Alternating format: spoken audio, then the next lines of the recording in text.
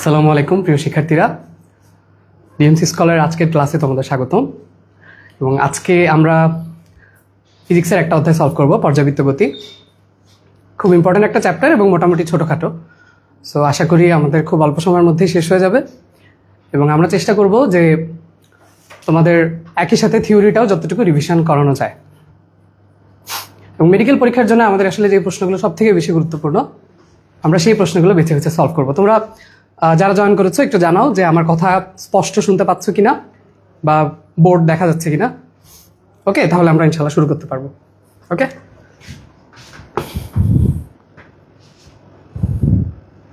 বা একটু গ্রুপগুলাই দিয়ে দিন।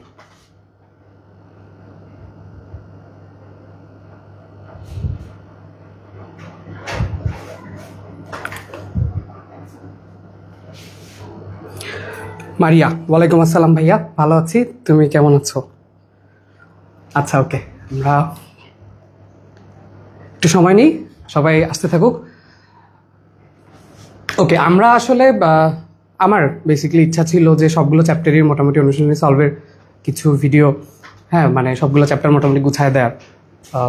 এর আগে একটা চ্যাপ্টার হচ্ছে চলতরিতের, ওটা একটা রেকর্ড ভিডিও আপলোড করছিলাম, কিন্তু পরবর্তীতে আসলে ব্যস্ততা বেড়ে যাওয়ায় সবগুলো অধ্যায় এভাবে আর কমপ্লিট করা হয়নি। বাট আজকে দেখে একটা হোক, কালকেও আর একটা ক্লাস আছে, এবং কালকের ক্লাসটাতে কিন্তু তোমাদের শর্টের বাইরের বেশ কিছু চ্যাপ্টার আছে। পদার্থের গাঠনিক ধর্ম প্রায় অর্ধেকটাই কিন্তু আমাদের শর্ট সিলেবাসে নাই। সো ওই পার্টটাও যাতে একবার পড়া হয়ে যায়, বুঝছো?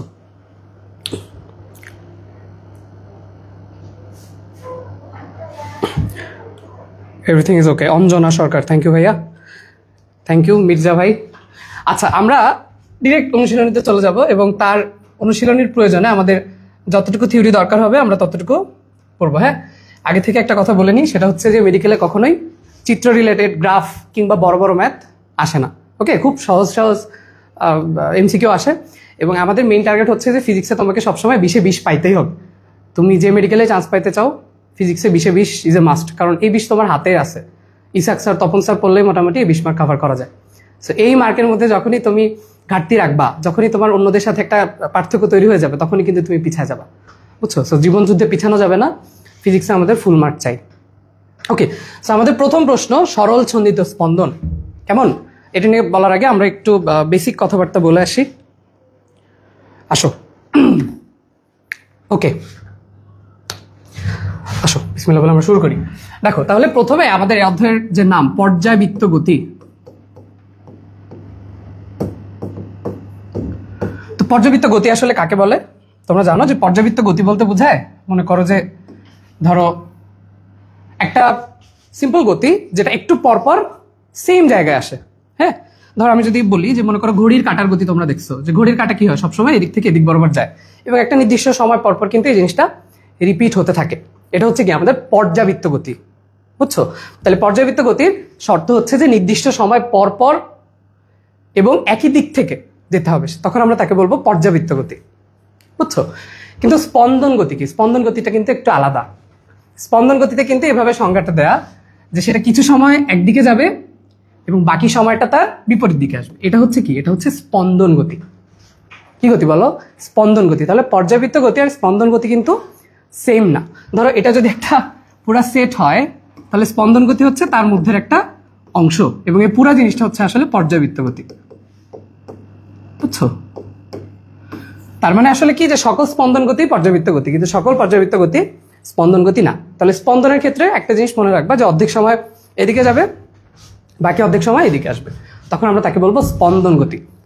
এবং যেটা এই অধ্যায়ের নাম, সিম্পল হারমোনিক মোশন বা সরল ছন্দিত স্পন্দন, এই জিনিসটা কিন্তু একটু আলাদা। সরল ছন্দিত স্পন্দন কেন বলা হয়? কারণ কি, মনে করো এইখানে ধরো পর্যাবৃত্ত গতির ক্ষেত্রে কিন্তু এটা ফিক্সড না যে গতিপথটাকে তোমার গোলাকারী হতে হবে বা বৃত্তাকারী হতে হবে, এটা কিন্তু ফিক্সড না। ধরো এই জিনিসটা যদি একটা চারকোনা ঘর হতো, ওই সেম ভাবে যদি এটা রোটেট করতো, তখন কিন্তু এটা পর্যাবৃত্ত গতি থাকতো, গতিপথের উপরে কিন্তু নির্ভর করে না। কিন্তু আমরা যখন এই গোলটাকে চিপ দিব, মানে মনে করো দুই পাশ থেকে আমি চাপ দিছি, দুই পাশ থেকে চাপ দিলে কি হবে, এটা অনেকটা এরকম একটা সরল রেখার মতো হয়ে যাবে, ঠিক কিনা? তো তখনও কিন্তু এই পর্যাবৃত্ত গতিটাই থাকবে, কিন্তু তখন কি হবে, ধরো এই গোলে যখন এপাশ থেকে এপাশে যাচ্ছিল, সেম ভাবে যখন এখানেও একবার এপাশ থেকে এপাশে ঘুরে আসবে, এপাশ থেকে এপাশে ঘুরে আসবে, তখন তোমার মনে হবে কি যে অর্ধেকটা সময় হয়তো এইদিকে যাচ্ছে, বাকি অর্ধেকটা সময় হয়তো এইদিকে আসছে। বুঝছো? তাহলে এটাই কিন্তু আমাদের আসলে সরল ছন্দিত স্পন্দন, যেখানে আমরা আসলে গতিপথটাকে একটা সরল রেখার মতো চিন্তা করি। তাহলে আমরা দুইটা তিনটা কথা একটু শিখে ফেললাম, সেটা হচ্ছে পর্যাবৃত্ত গতি, স্পন্দন গতি, সরল ছন্দিত স্পন্দন। তাহলে তিনটা জিনিসের প্রথমে একটু কনসেপ্টটা চেষ্টা করবা ক্লিয়ার রাখার। শুরুতে যেটুকু বলার একটু বললাম। তো এখানে একটা বেসিক জিনিস সবসময় খেয়াল রাখবা যে এখানে সবসময় স্মরণের দিকটা হয়, ত্বরণ হয় সবসময় স্মরণের সমানুপাতিক। কি হয় বলো? ত্বরণ স্মরণের সমানুপাতিক। সবাই একটু কমেন্ট করো, ত্বরণ স্মরণের সমানুপাতিক। কিন্তু একটা টুইস্ট আছে, টুইস্টটা হচ্ছে যে আমাদের দিকটা হয় বিপরীতমুখী। দিকটা কেমন হয় বলো? বিপরীতমুখী। বুঝতে পারছো? ওকে, তাহলে আমরা বেসিক কথাগুলো জানতে পারলাম। তাহলে তোমাকে যদি আমি একটা সত্য মিথ্যা জিজ্ঞেস করি, ধরো পরীক্ষায় দিল যে পর্যাবৃত্ত গতির গতিপথ সবসময় বৃত্তাকার হওয়া আবশ্যক, কথাটা কি সত্যি নাকি মিথ্যা? বলো দেখি, কথাটা কি সত্যি নাকি মিথ্যা? এবং কি বললাম যে আমাদের ত্বরণের সাথে স্মরণের দিকটা বিপরীতমুখী। অবশ্যই সমানুপাতিক, কিন্তু দিকটা হচ্ছে বিপরীতমুখী। বোঝা গেল? ওকে,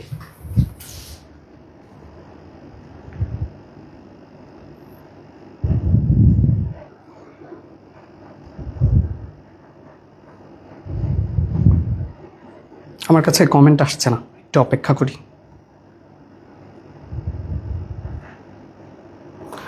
ত্বরণ স্মরণের সমানুপাতিক, কিন্তু দিকটা হচ্ছে কেমন? বিপরীতমুখী। হ্যাঁ, সত্য মিথ্যাটা কি তোমরা লিখতেছো? ওকে, আসো আমরা একবার অনুশীলনীতে চলে যাই। দেখি আমাদের প্রথম প্রশ্ন যেটা,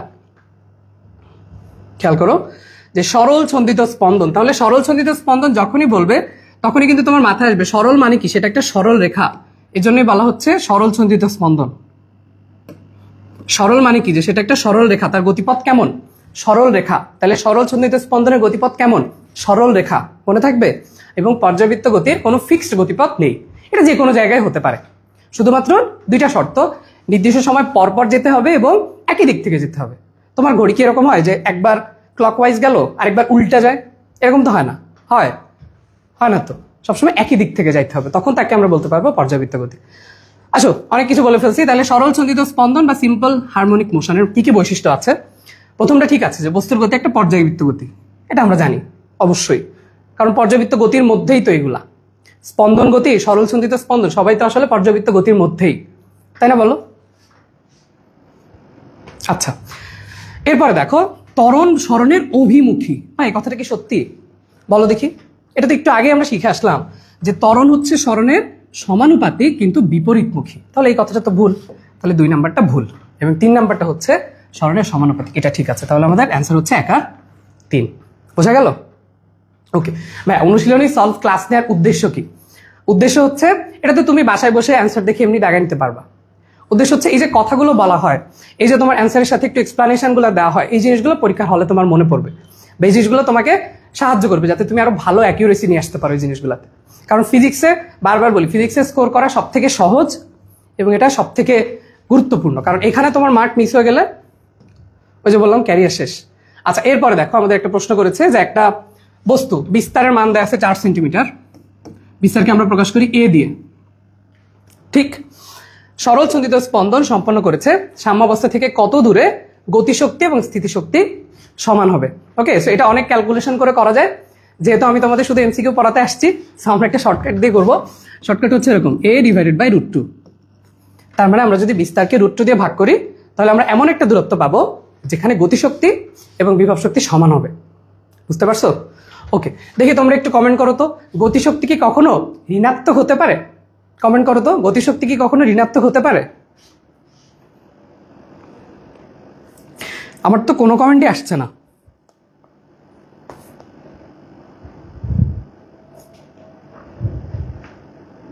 ও, স্মরণ অভিমুখী মানে কি? আচ্ছা, এটা বলবো আমি, হ্যাঁ বলবো, সমস্যা নেই। ওকে, তাহলে আসো দেখো, এখানে বিস্তারের মান দেওয়া আছে কত? 4 ডিভাইডেড বাই √2। অনেকে বলতে পারো ভাইয়া এই ভাগ তো পারি না, 2√2 এখান থেকে কিভাবে আসলো? দেখো, আমি কি 4 কে লিখতে পারি 2 × 2 এবং নিচে লিখলাম √2, ঠিক? এবার দেখো একটা 2 কে আমি কিন্তু এভাবে চাইলে লিখতে পারি √2 × √2 পারি লিখতে, বলো? অবশ্যই পারি।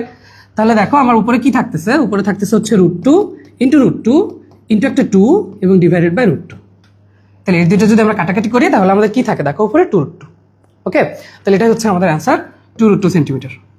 তাহলে যদি তোমার এরকম প্রশ্ন জিজ্ঞেস করে কখনো যে একটা নির্দিষ্ট বিস্তার দেওয়া আছে, বিস্তারটার মান দেওয়া থাকতে পারে অথবা এ বলে দিতে পারে যে বিস্তার হচ্ছে এ, জিজ্ঞেস করলো যে কখন গতিশক্তি এবং বিভব শক্তি সমান হবে কত দূরত্বে, তখন তুমি বলবা দূরত্বের মান হচ্ছে a ডিভাইডেড বাই √2। পারা যাবে?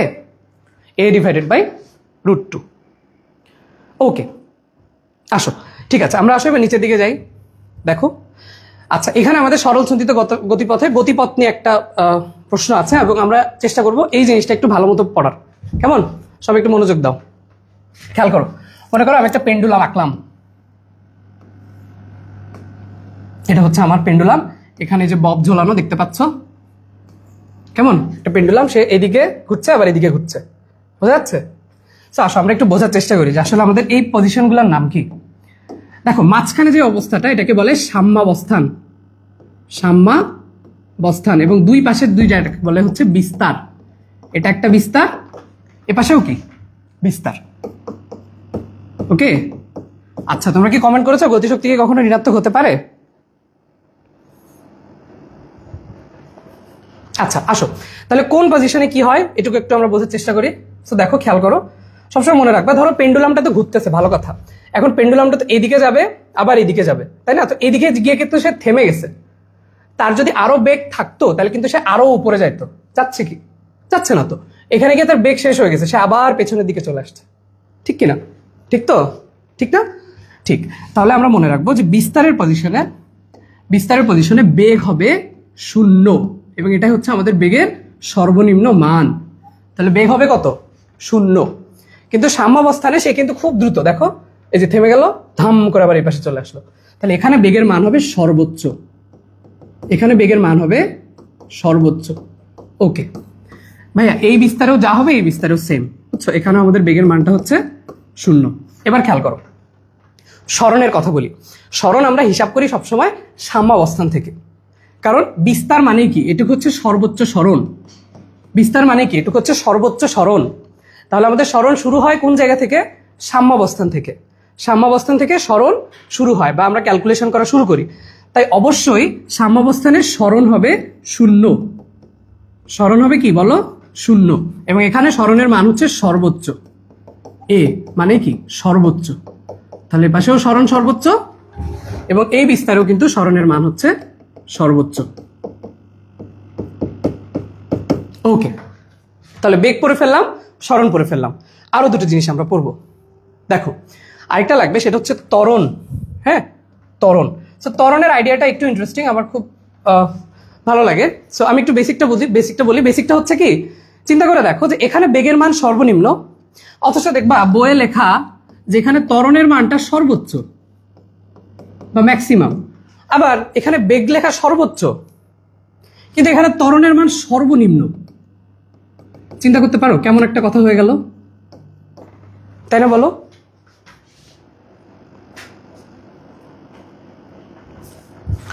কেমন একটা কথা হয়ে গেল না, যে বেগের মান সর্বনিম্ন অথচ ত্বরণ সর্বোচ্চ।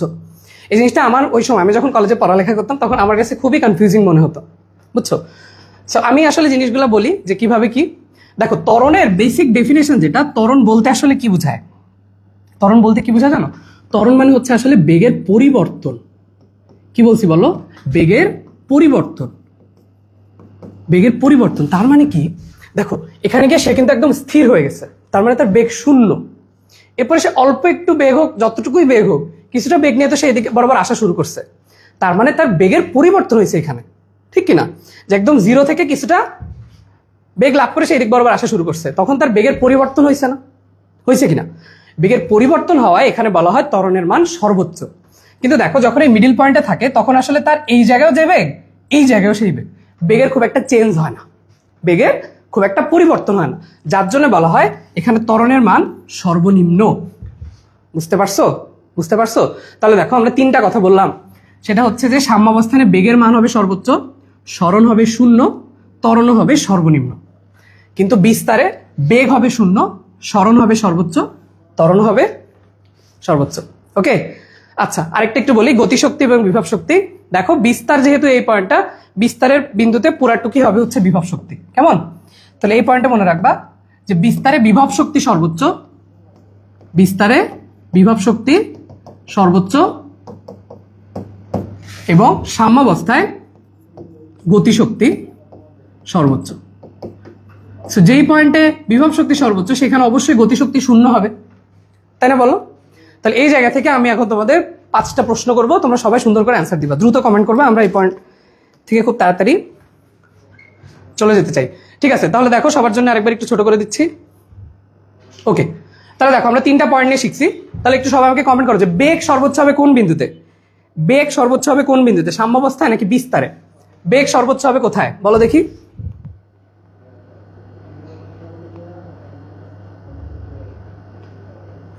আরেকবার বলবো? আমাদের তো আসলে অনেক পড়া, আগে এইটুকু দেখো, না বুঝলে তখন আবার বলবো, অসুবিধা নেই। তাহলে বেগ সর্বোচ্চ কোথায়? ঢেকে রাখলাম বোর্ড, কেউ দেখতে পাবো না, দ্রুত। আমার কাছে মনে হয় কমেন্ট অনেক লেটে আসে, বুঝছো কি অবস্থা, আমি কারো নামও পড়তে পারছি না। সাম্যাবস্থায়, সাম্যাবস্থায়, থ্যাংক ইউ অর্পিতা, রোজা, নেহা, ইভা, বিথি, সরি এটা হচ্ছে বৈশাখী। যাও, তাহলে বেগের মান সর্বোচ্চ হচ্ছে সাম্যাবস্থানে, এবং ত্বরণের মান সর্বোচ্চ কোথায়? লিখো সবাই, ত্বরণের মান সর্বোচ্চ কোথায়? ত্বরণের মান সর্বোচ্চ কোথায়?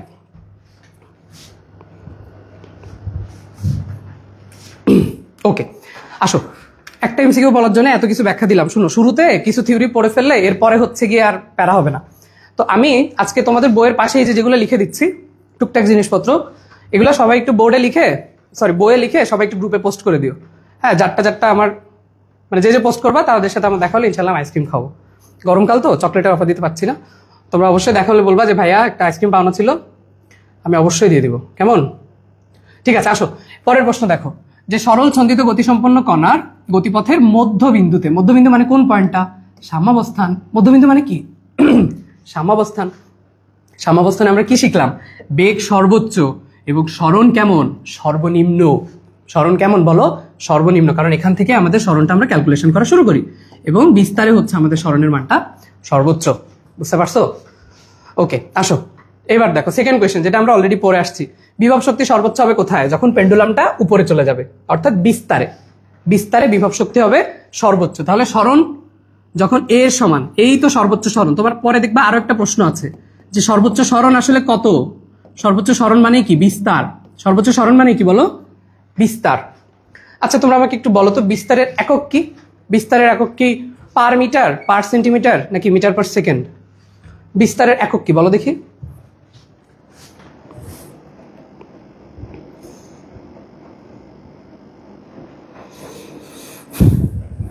ওকে, ঠিক আছে, আসো, আমাদের অনেক সময় লেগে যাবে, অনেক প্রশ্ন যে বেগে আগাচ্ছি।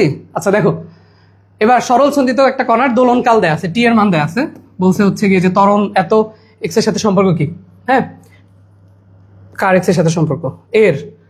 আসো তাহলে আমরা দেখি যে এখানে আমরা জানি যে আমাদের সূত্র যেটা ছিল এই ইকুয়াল আমরা জানি মাইনাস ওমেগা স্কোয়ার এক্স, ঠিক?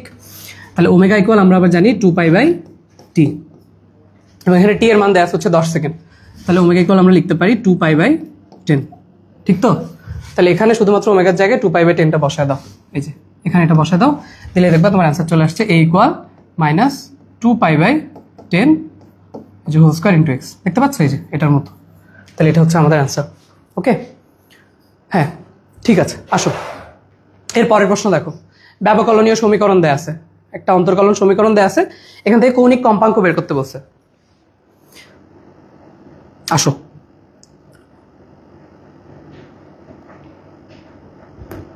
Metre metre metre, thank you. আচ্ছা কৌণিক কম্পাঙ্কের একক কি বলো দেখি তাহলে? কৌণিক আরে এখানে তো লেখাই আছে। আচ্ছা শোনো, এই টাইপের ইকুয়েশন যখন দেয়া থাকবে তখন তোমার মেইন টার্গেট হচ্ছে কি? মনে রাখবা মেইন টার্গেট হচ্ছে তোমার এই যে D square X by DT square, এটা সহগকে তুমি 1 করবা, সহগকে 1-এ পরিণত করবা। সহগকে কি বানাবা? 1 বানাবা। 1 কিভাবে বানাবো? এখানে আছে কি 4, তাহলে 4কে কত দিয়ে ভাগ করলে 1 হবে? 4 দিয়ে। তাহলে এটাকেও 4 দিয়ে যদি ভাগ করতে চাও, 100 কি বসে থাকবে? সে তো বলবে আমাকেও ভাগ করো, তাহলে তাকেও তুমি 4 দিয়ে ভাগ করে দিবা। তখন তোমার ইকুয়েশন আসবে এরকম d square x divided by DT square plus 100কে 4 দিয়ে ভাগ করলে কত আসে 25x ইকুয়াল 0। এবং জানো ইকুয়েশনের এই পার্টটার মানে হচ্ছে ওমেগা স্কোয়ার। এই পার্টটার নাম কি ওমেগা স্কোয়ার। তাহলে ওমেগা স্কোয়ার ইকুয়াল 25। তাহলে ওমেগার মান আসবে কত 5। ওমেগার একক কি কৌণিক কম্পাঙ্কের একক কি radian per second. Radian per second কে পারবা বলতে বলো দেখি। ওমেগার মাত্রা কি কৌণিক বেগ বা কৌণিক কম্পাঙ্ক মাত্রা কি কৌণিক বেগ অথবা কৌণিক কম্পাঙ্কের মাত্রা কি দেখি কে বলতে পারবো আমাকে। সবাই আমার সাথে সাথে বইয়ে এগুলো সলভ করে ফেলো যাদের বইয়ে এখনো পর্যন্ত দাগানো নাই, ঠিক আছে। আচ্ছা এই বই যে তোমার অ্যাডমিশনের আগে গুছায় রাখলে এটাকে যে তোমাকে কত বড় একটা সাপোর্ট দিবে এখন বুঝবা না, পরে বুঝবা। ওকে আসো দেখো একটা সেকেন্ড দোলকের কার্যকর দৈর্ঘ্য কত। ভাইয়া সেকেন্ড দোলক নিয়ে কয়েকটা কথা আগে থেকে বলে দিই যে সেকেন্ড দোলকের মনে রাখবা পর্যায়কাল হচ্ছে 2 সেকেন্ড। পর্যায়কাল কত বলো 2 সেকেন্ড। তাহলে পর্যায়কাল মানে কি পর্যায়কাল মানে হচ্ছে এই একবার গেল এই আবার আসলো, এটা হচ্ছে তার পর্যায়কাল, বুঝছো। মানে একবার গেল আরেকবার আসলো, এটা হচ্ছে পর্যায়কাল। কিন্তু যদি বলে এক প্রান্ত থেকে আরেক প্রান্তে যেতে কত সময় লাগে তখন বলবা 1 সেকেন্ড। তখন বলবা কি 1 সেকেন্ড পর্যায়কালের অর্ধেক। তাহলে যদি বলে এক প্রান্ত থেকে অপর প্রান্ত যেতে, এরকম যদি বলে যে এক প্রান্ত থেকে অপর প্রান্ত তখন বলবা 1 সেকেন্ড। মনে থাকবে এই প্রশ্ন কিন্তু একটু পরে আমরা পাবো। তাহলে এক প্রান্ত থেকে অপর প্রান্ত গেলে কত বলবো কমেন্ট করো সবাই। এক প্রান্ত থেকে অপর প্রান্তে গেলে কত 1 সেকেন্ড। কিন্তু পর্যায়কাল যদি বলে 2 সেকেন্ড। যদি বলে কম্পাঙ্ক কত এফ কত তাহলে 1/t মানে 1/2 মানে কত 0.5 হার্টজ। তাহলে সেকেন্ড দোলকের সবগুলা রাশি পাততে হবে। এক প্রান্ত থেকে অপর প্রান্ত বললে কয় সেকেন্ড কমেন্ট করো। পর্যায়কাল বললে 2 সেকেন্ড, কম্পাঙ্ক বললে 0.5 হার্টজ। আরেকটা প্রশ্ন আছে সেটা হচ্ছে সেকেন্ড দোলকের কার্যকর দৈর্ঘ্য এবং জি এই দুইজন হচ্ছে সমানুপাতিক। 4-5টা ইনফরমেশন আছে, এটা আমি পরে প্রমাণ করে দেখাবো ইনশাল্লাহ। এবং এখানে দেখো কার্যকর দৈর্ঘ্যের মানটা একটু মুখস্থ রাখবা 0.993 মিটার। 0.993 মিটার এটা হচ্ছে আমাদের কার্যকর দৈর্ঘ্যের মান। মানটা একটু কমেন্ট করো সবাই, হ্যাঁ এটা আমরা মুখস্থই রাখবো। সবাই কমেন্ট করো 0.993 0.993।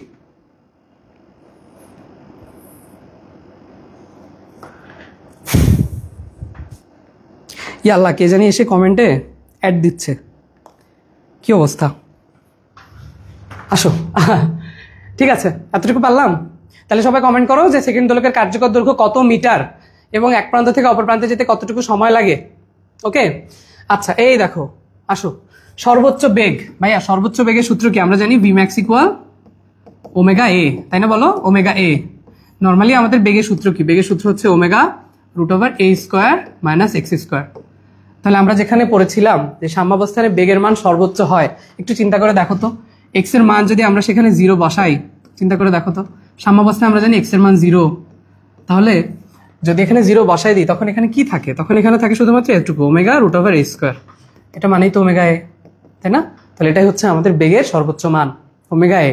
যদি জিজ্ঞেস করে সরণের সর্বোচ্চ মান কত কি বলবো আমরা, একটু আগেই শিখাইছি, বলো দেখি সরণের সর্বোচ্চ মান কত কি দিয়ে প্রকাশ করবো আমরা সরণের সর্বোচ্চ মানকে। Very good. কার্যকর দৈর্ঘ্যটা একটু লিখো কমেন্টে, কার্যকর দৈর্ঘ্য কত কমেন্টে লিখো কার্যকর দৈর্ঘ্য কত। হ্যাঁ কার্যকর দৈর্ঘ্য কত। আচ্ছা আসো এরপরে যাই আমরা সামনের দিকে। দেখো এই যে কণার ত্বরণ কোন রাশিটির সমানুপাতিক, একটু আগে আমরা পড়ে আসছি এ সমানুপাতিক হচ্ছে এক্স। হ্যাঁ এই যে সরণের সমানুপাতিক, ঠিক আছে ওকে। আমরা কিছু দূর এমসিকিউ আগাই, এরপর কেন অভিমুখী হয় এটার ব্যাখ্যা আমি দিচ্ছি। আচ্ছা কিন্তু তোমরা বলো তো সরণের কি দিক কেমন ছিল, সমমুখী নাকি বিপরীতমুখী, সমমুখী নাকি বিপরীতমুখী বলো তো। ত্বরণের সাথে সরণের সম্পর্ক কেমন, একই দিকে নাকি বিপরীত দিকে। আচ্ছা এবার দেখো যে একটা সরল দোলন গতির ক্ষেত্রে কৌণিক সরণের মান কতর বেশি হতে পারে না।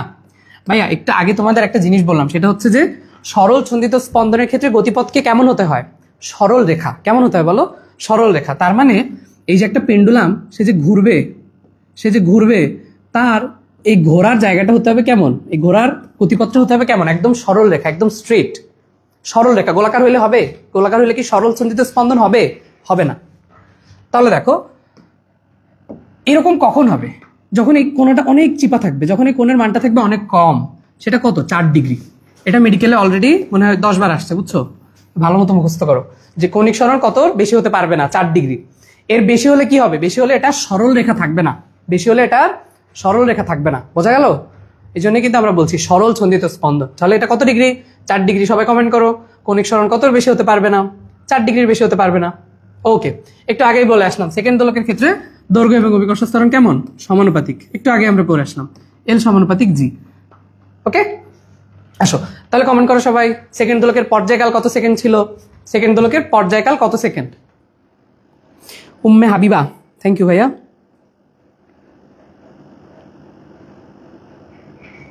4 degree, 4 degree, thank you. Okay, আসো। আচ্ছা, এরপরে দেখো এক প্রান্ত থেকে অপর প্রান্ত, মাত্রই পরে আসলাম। এক প্রান্ত থেকে অপর প্রান্ত বললে আমরা কি বলবো? 1 সেকেন্ড। এক প্রান্ত থেকে অপর প্রান্ত বললে কি বলবো? 1 সেকেন্ড। আসো দেখো, ববের ভর বেশি হলে দোলনকালের কি হবে? ভাইয়া আমাদের দোলনকালের যে সূত্র সেটা হচ্ছে এমন, t equal 2 pi root over l by g. এই এখানে কোথাও কি ভরের কথা বলা আছে যে ববের ভর এই কোন একটা রাশির মধ্যে? এল এর পরিচয় কি? কার্যকর দৈর্ঘ্য। জি এর পরিচয় কি? অভিকর্ষ ত্বরণ। কোথাও আছে ভর? আছে কোথাও? আছে বলো? নাই। তার মানে এটা আসলে ভরের উপর নির্ভর করে না, অপরিবর্তিত থাকবে, অপরিবর্তিত থাকবে। ঠিক আছে, কিন্তু তোমার আমার যদি ভর বেশি হয়ে যায়, যেমন আমি আগে অনেক শুকনা ছিলাম, এখন আমি মোটা হয়ে গিয়েছি, এজন্য আমার প্রয়োজনীয়তা পৃথিবী থেকে আস্তে আস্তে কমে যাচ্ছে, কিন্তু এর বেলায়ও কিন্তু এরকম না। হ্যাঁ, এর বেলায় কিন্তু ওজন বাড়লেও কোনো সমস্যা নেই, অপরিবর্তিতই থাকবে। কত ভালো, তাই না বলো? এখানে দেখো আমাদের দোলনকালের অনুপাত দেয়া আছে 1:2, কার্যকর দৈর্ঘ্যের অনুপাত চাচ্ছে। ভাইয়া এই সম্পর্কই পরীক্ষায় আসে, মেডিকেল পরীক্ষায় শুধুমাত্র এই সম্পর্কগুলাই আসে। দেখো এখান থেকে যদি আমরা টি এর সাথে এল এর সম্পর্ক কি? বর্গমূলের সমানুপাতিক। তাহলে এটাকে যদি আমি স্কোয়ার করে দিই, টি স্কোয়ার সমানুপাতিক হচ্ছে এল, তাই না? তাহলে দেখো যদি কার্যকর দৈর্ঘ্য দোলনকালের অনুপাত দেয়া আছে 1:2, তাহলে 1:2 যদি এটা থাকে তাহলে এল কি হবে বলো? এল হবে 1:4। কেমন? 1 সেকেন্ড, এই তো আসছে। ওকে, তাহলে দেখো এটা কি হবে? 1:4। কেমন? এটা কিন্তু ইস-টু, বুঝছো? আমি আসলে ছোটকালে এটাকে ইস-টু বলতাম, ইস-টু পিস-টু, নাম শুনছো কখনো? এটা কিন্তু ইস-টু, এটাকে আমাকে একটা ভাইয়া শিখাইছিল, সেখান থেকে আমিও ইস-টু বলি, এটাকে আমি ইস-টু বলতাম। ছোটকালে সবাই পড়ছি না, আমাদের পতাকার অনুপাত কত? 10:6, তাই না? এরকমই তো ছিল মেবি। ওকে, আচ্ছা তাহলে এতটুকু আমরা পারলাম। তাহলে তোমরা একটু কমেন্ট করো যে আমাদের যদি আমি দোলনকাল 4 গুণ করি, আসসালামু আলাইকুম ভাই, যদি আমরা দোলনকাল 4 গুণ করি তাহলে আমাদের কার্যকর দৈর্ঘ্য কত গুণ হবে? ওকে, আসো এরপরে আমরা আমাদের পরের প্রশ্নে যাই। দেখো সরল সন্ধিত স্পন্দনের ক্ষেত্রে আমাদের ত্বরণের সমীকরণ কি? এটা হচ্ছে মুখস্থ। এমনিতে দেখো এখানে যে ইকুয়েশন দেয়া আছে, ইকুয়াল মাইনাস এ omega square sine omega t. আমাদের বেগের ইকুয়েশন যেটা ছিল, বুঝছো? বেগ তো আমরা জানি এ কজ ওমেগা টি। সো এখান থেকে তুমি যদি এটাকে ডিফারেন্সিয়েশন করো তখন আবার হচ্ছে ওই যে ইয়া চলে আসে, সাইন চলে আসে, লাগবে না, জাস্ট জেনে রাখো। এরপরে দেখো পর্যায়কাল এবং বল ধ্রুবকের মধ্যে সম্পর্ক কি? আমরা যেটা সূত্র জানি, omega square equal k by m. Okay, তাহলে এখান থেকে আমাদের দুইটা ইকুয়েশন একটু মনে রাখবা, বুঝছো? একটা হচ্ছে t equal 2 pi root over l by g, একটা হচ্ছে এই যেটা 2 pi root over m by k. Okay, দুইটা ইকুয়েশন একটু মনে রাখবা, এবং তার সাথে এটা একটু মনে রাখো, কৌণিক বেগের সাথে আমাদের এই যে স্প্রিং ধ্রুবক এবং ভরের যে সম্পর্ক। ধরো দেখবে একটু প্রশ্নে একটু পরে একটা প্রশ্ন আছে যে আমাদের স্প্রিং ধ্রুবককে আমরা কি লিখতে পারি? K equal omega square M. ওকে, এটাও কিন্তু লেখা যায়, এই প্রশ্নটা একটু পরেই আছে দেখবা। আচ্ছা, তাহলে এতটুকু আমরা বুঝতে পারলাম, এম বাই কে। ওকে, এরপরে আসো, এরপরে দেখো বড় বড় কিছু ম্যাথ আছে। একটা সরল দোলন গতি সম্পন্ন একটা কণা দেয়া আছে, এই যে দেখো এই ইকুয়েশনটাকে আমরা যদি মিলাই, আমরা ইকুয়েশন জানি কি? এ সাইন ওমেগা টি। ওকে, তাহলে দেখো এটার সাথে যদি একে মিলাও তাহলে দেখো এখানে আমাদের বিস্তারের মান কত? √3। এটা হচ্ছে আমাদের বিস্তার, হ্যাঁ। এবং এই যে ওমেগার মান কত দেয়া আছে দেখো? 2 পাই। ওমেগা ইকুয়াল 2 পাই। জানতে চাচ্ছে পর্যায়কাল কত? ভাই আমরা তো ওমেগার পরিচয় অলরেডি জানি, ওমেগা মানে কি? 2 pi by T. 2 pi by T equal যদি 2 পাই হয় তাহলে এটা কাটাকাটি গেল, তাহলে এপাশে 1 এপাশে 1, তাহলে টি এর মান কত হবে? 1 সেকেন্ড। ওকে, তাহলে এটাই হচ্ছে আমাদের সেই পর্যায়কাল। তাহলে কণার পর্যায়কাল কত? 1 সেকেন্ড। ওকে, আমি তো আসলে সব ব্যাথ করে দিতে পারবো না, বাট যেগুলো আর কি ইজি এবং মেডিকেল আসার মতো সেগুলো আমরা করছি। আচ্ছা, এরপরে দেখো 1 মিটার দূরে গতিশক্তি বিভব শক্তির অনুপাত কত? এটা একটু মুখস্থ রেখো, কারণ বেশ বড় অঙ্ক, 2:1। এটা তোমাদের ওই যে ইকুয়েশন দিয়ে করতে হবে, half m omega square cos square omega t, অনেক বড়। যাক, তোমাদের একটা জিনিস আমি শিখাইছিলাম যে বিস্তারের মান যদি দেয়া থাকে তাহলে কত দূরত্বে গতিশক্তির বিভব শক্তি সমান হয়, সমান হয়। এটার একটা শর্টকাট সূত্র আমি বলেছিলাম এর সাথে সম্পর্কিত, একটু বলো দেখি সূত্রটা কি ছিল? একদম শুরুতে আমরা পড়ছিলাম। আচ্ছা, এবার আসো দেখো একটা ঘড়িকে আমরা পাহাড়ের চূড়ায় নিয়ে গেলাম, কি ঘটবে? সহজ প্রশ্ন। তা আমরা কি সূত্রটা লিখি, যে আমাদের দোলনকালে যে সূত্র ছিল T=2π√L/g। দেখো আমরা যদি পাহাড়ের চূড়ায় উঠি, তোমরা মহাকর্ষ অভিকর্ষ অধ্যায় পড়ছো, পাহাড়ের চূড়ায় উঠলে কিন্তু জি এর মান কমে যায়। তুমি পৃথিবী থেকে উপরে উঠো, নিচে যাও, দুই জায়গায় কিন্তু জি এর মান হ্রাস পাবে, জি এর মান কমে যাবে, তাই না? তাহলে জি এর মান যদি কমে যায় তাহলে আমার টি এর মান বৃদ্ধি পাবে। এবার দেখো টি এর মান বৃদ্ধি পাওয়া মানে কি? মানে হচ্ছে যে আমার যে দোলনটা ছিল, হ্যাঁ, যে ইয়াটা ছিল, পেন্ডুলামটা ছিল, এপাশ থেকে এপাশে যেতে আরো বেশি সময় লাগবে। যদি এভাবে সে যেত, আস্তে আস্তে অনেক স্লো যাবে, তাই না, ধীরে যাবে। টি এর মান বাড়া মানে কি? বাড়া মানে হচ্ছে ধীরে চলবে। এবং দেখো যখন তুমি কোনো কিছু ধীরে ধীরে করবা, তখন কিন্তু আলটিমেটলি তোমার জীবন থেকে অনেক কিছু হারায় যাবে, ঠিক কিনা? তাহলে দেখো মনে রাখবা, ধীরে চলা মানে হচ্ছে সময় হারানো। ধীরে চলা মানে কি? সময় হারানো। এবং যদি তুমি দ্রুত যাও, তখন দেখবা তুমি অনেক কিছু লাভ করে ফেলছো। এই যে তুমি এই সময়টাতে এগুলো পরে জিনিসটাকে একটু গুছায় রাখতেছো, এর জন্য তুমি অনেক আগে যাবা, তাই না? ওকে, তাহলে দেখো এখান থেকে পাহাড়ের চূড়ায় নিয়ে গেলে কি হবে? সময় হারাবে, ধীরে চলবে। সেম ভাবে যদি তোমাকে বলতো যে এটাকে নিয়ে আমি এভারেস্টের চূড়ায় চলে গেলাম, তখনও কিন্তু সেম ঘটনাই হতো, সময় হারাবে, ধীরে চলবে। ঠিক আছে? আচ্ছা আসো। এবং যদি আমরা মেরু অঞ্চলে নিয়ে যাই, মেরু অঞ্চলে নিয়ে গেলে কি হবে বলো দেখি? কে পারবা? মেরু অঞ্চলে যদি আমি একটা দোলককে নিয়ে যাই, তখন কি পরিবর্তন হবে? তখনও কি ধীরে চলবে নাকি তখন দ্রুত চলবে মেরু অঞ্চলে নিয়ে গেলে? ওকে, আসো আমরা পরের প্রশ্নে যাই। দেখো একটা দোলককে আমি যদি কৃত্রিম উপগ্রহের ভেতরে নিয়ে যাই, তখন কি হবে? দুইটা জিনিস মনে রাখবা, একটা হচ্ছে পৃথিবীর কেন্দ্র, এবং আরেকটা হচ্ছে মহাশূন্য বা চাঁদ, এরকম কথাবার্তা যদি বলা থাকে, মহাশূন্যই ধরো। এই দুটো জায়গায় মনে রাখবা, এই দুটো জায়গায় জি এর মান হচ্ছে শূন্য। জি এর মান কি? শূন্য। মানে এখানে কোনো অভিকর্ষ ত্বরণ কাজ করে না। একটা হচ্ছে পৃথিবীর কেন্দ্রে এবং আরেকটা হচ্ছে মহাশূন্যে। ওকে, তাহলে দেখো যদি জি এর মান শূন্য হয়, আমাদের সূত্র যেটা ছিল T=2π√L/g, তাহলে দেখো নিচের রাশিটা যদি জিরো হয়ে যায়, তাহলে 1/0 মানে কি? 1/0 মানে কি? অসীম। তাহলে তখন আমাদের দোলনকালটা হয়ে যাবে অসীম। দোলনকাল কি হয়ে যাবে বলো? অসীম। দেখো যে দোলনকাল অসীম হবে, অভিকর্ষ ত্বরণ শূন্য হবে। এবং একটা জিনিস একটু চিন্তা করো, দোলনকাল অসীম মানে কি? যে আমি বললাম যে আমার এপাশ থেকে ওপাশে যেতে অসীম পরিমাণ সময় লাগবে। তাহলে কি আমি আসলে ওই পাশে কখনো যাব? আমি কি জায়গা থেকে নড়বো বলো? নড়বো না। তার মানে আমি একদম স্থির, তার মানে দোলকটা স্থির থাকবে। তাহলে এখানে আমাদের তিনটা কথাই সত্যি। যে যদি আমরা তাকে এখানে যদি কৃত্রিম উপগ্রহ না দিয়ে এমন দিত যে পৃথিবীর কেন্দ্রে নিয়ে যাওয়া হলো, তখনও কিন্তু আমাদের এমসিকিউ এর অ্যান্সারটা সেমই থাকতো। বুঝছো? তাহলে দেখো ত্বরণ শূন্য, দোলনকাল অসীম এবং দোলকটা স্থির থাকবে। তিনটা কথা আমাদের ঠিকঠাক আছে আপাতত। আসো, ওকে, ঠিক আছে। এরপর দেখো সরল সন্ধিত স্পন্দন গতি সম্পন্ন কোন কণার ক্ষেত্রে, এটা আমি তোমাদেরকে যে শুরুতেই পড়ে আসলাম, যেখানে তোমরা দেখছো, যেখানে আমরা দেখলাম যে আমাদের সাম্যাবস্থানে বেগ থাকবে সর্বোচ্চ, ত্বরণ হবে সর্বনিম্ন, গতিশক্তিও থাকবে সর্বোচ্চ। ওকে, তো এখানে দেখো আমাদের যেটা জানতে চেয়েছে যে বেগ, অবশ্যই বেগ সাম্যাবস্থানে সর্বোচ্চ হবে এবং সরণ বৃদ্ধি পাওয়ার সাথে সাথে বেগ হ্রাস পায়, তাই না? এই পয়েন্টটাতে যে বিস্তারে যে কিন্তু বেগ একদম থেমে গেল, জিরো হয়ে গেল, তারপর সে আবার ফিরে আসা শুরু করে। এবং বিস্তারের প্রান্ত বেগও, মানে প্রান্তে কিন্তু একদম বেগ শূন্য হয়ে যায়, তাই না? এই যে প্রান্তে গিয়ে একদম বেগ শূন্য হয়ে গেল, দাঁড়ায় গেল। বেগ যদি থাকতো তাহলে তো এটা পুরো একটা সার্কেল কন্টিনিউ করতো, তা তো করেনি, এখানে গিয়ে আবার ব্যাক আসছে, তার মানে বেগ হয়ে গেছে শূন্য। তোমরা একটু বলবো আমাকে, বিস্তারে ত্বরণ কেমন হয়? বিস্তারে ত্বরণের মান কেমন থাকে, সর্বোচ্চ নাকি সর্বনিম্ন? বিস্তারে ত্বরণের মান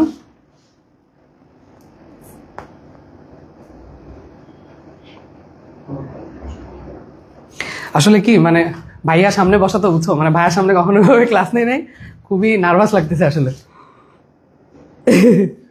আপনি একটু আসবেন নাকি? আপনি আসলে আমার দেখা যাবে ভিউ হয়ে গেছে।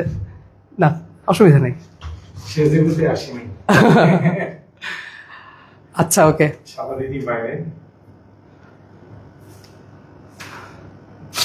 ওকে, এরপরে কোশ্চেন। তুমি একটা ভালো জিনিস, আমরা কিন্তু বহুপদী পড়ি না, বহুপদী কিন্তু আসলে বেসিক অনেক ক্লিয়ার করে দেয়, তাই না? মাইক তোমার কাছে না, সমস্যা নেই। আচ্ছা, ওকে। এরপরের প্রশ্ন দেখো যে সরল দোলন গতি এবং বৃত্তাকার গতির মধ্যে সম্পর্ক আছে। এখানে অনেক কিছু লেখা, এগুলো একটু রিডিং দিও। এবং এই সরল দোলন গতির বৃত্তাকার গতির মধ্যে একটা ইন্টারেস্টিং জিনিস হচ্ছে, ধরো আমাদের মায়েরা যারা মেশিন ইউজ করতো, তুমি মেশিনের জিনিসটা দেখবা যে মেশিনে কিন্তু আমরা ধরো হাতে একটা জিনিস ঘুরায়, তাই না? তাহলে এটা হচ্ছে বৃত্তাকার গতি। এবং যখন সেলাইটা পড়ে, সেলাইটা কিন্তু এরকম সরল রেখা বরাবর যায়, আমরা একটু পরে দেখবো। এবং এই সেম টপিকটায় তরঙ্গতেও আছে, ভৌত আলোক বিজ্ঞানেও আছে, বুঝছো? এই জিনিসটা আমার মানে ফিল করতে আর কি ভালো লাগতো, যে বৃত্তাকার গতি এবং দোলন গতি আসলে কিভাবে একসাথে হচ্ছে। হ্যাঁ, তো এটা মেশিন একটা ভালো উদাহরণ। এই তো আমাদের পরের প্রশ্নই চলে আসছে, সর্বোচ্চ অবস্থান এবং সাম্যাবস্থার মধ্যে দশা পার্থক্য। আচ্ছা, এই জিনিসটা আমি একটু বুঝাই সময় নিয়ে, সবাই একটু মন দিও। মনে করো এখানে আমাদের হচ্ছে, আমরা তরঙ্গটা আঁকবো আর কি, কেমন? দেখো, মনে করো এখান দিয়ে আমার হচ্ছে তরঙ্গটা শুরু হচ্ছে এবং এটা হচ্ছে আমার শেষ বিন্দু। তাহলে এটা হচ্ছে আমার একটা পূর্ণ তরঙ্গ। ওকে, পূর্ণ তরঙ্গ বা একটা পূর্ণ স্পন্দন যাই বলি। তাহলে দেখো, পুরা দশাটা মনে রাখবা, এই পুরা দশাটা হচ্ছে 2π। পুরা দশাটা কত? 2π, ঠিক আছে?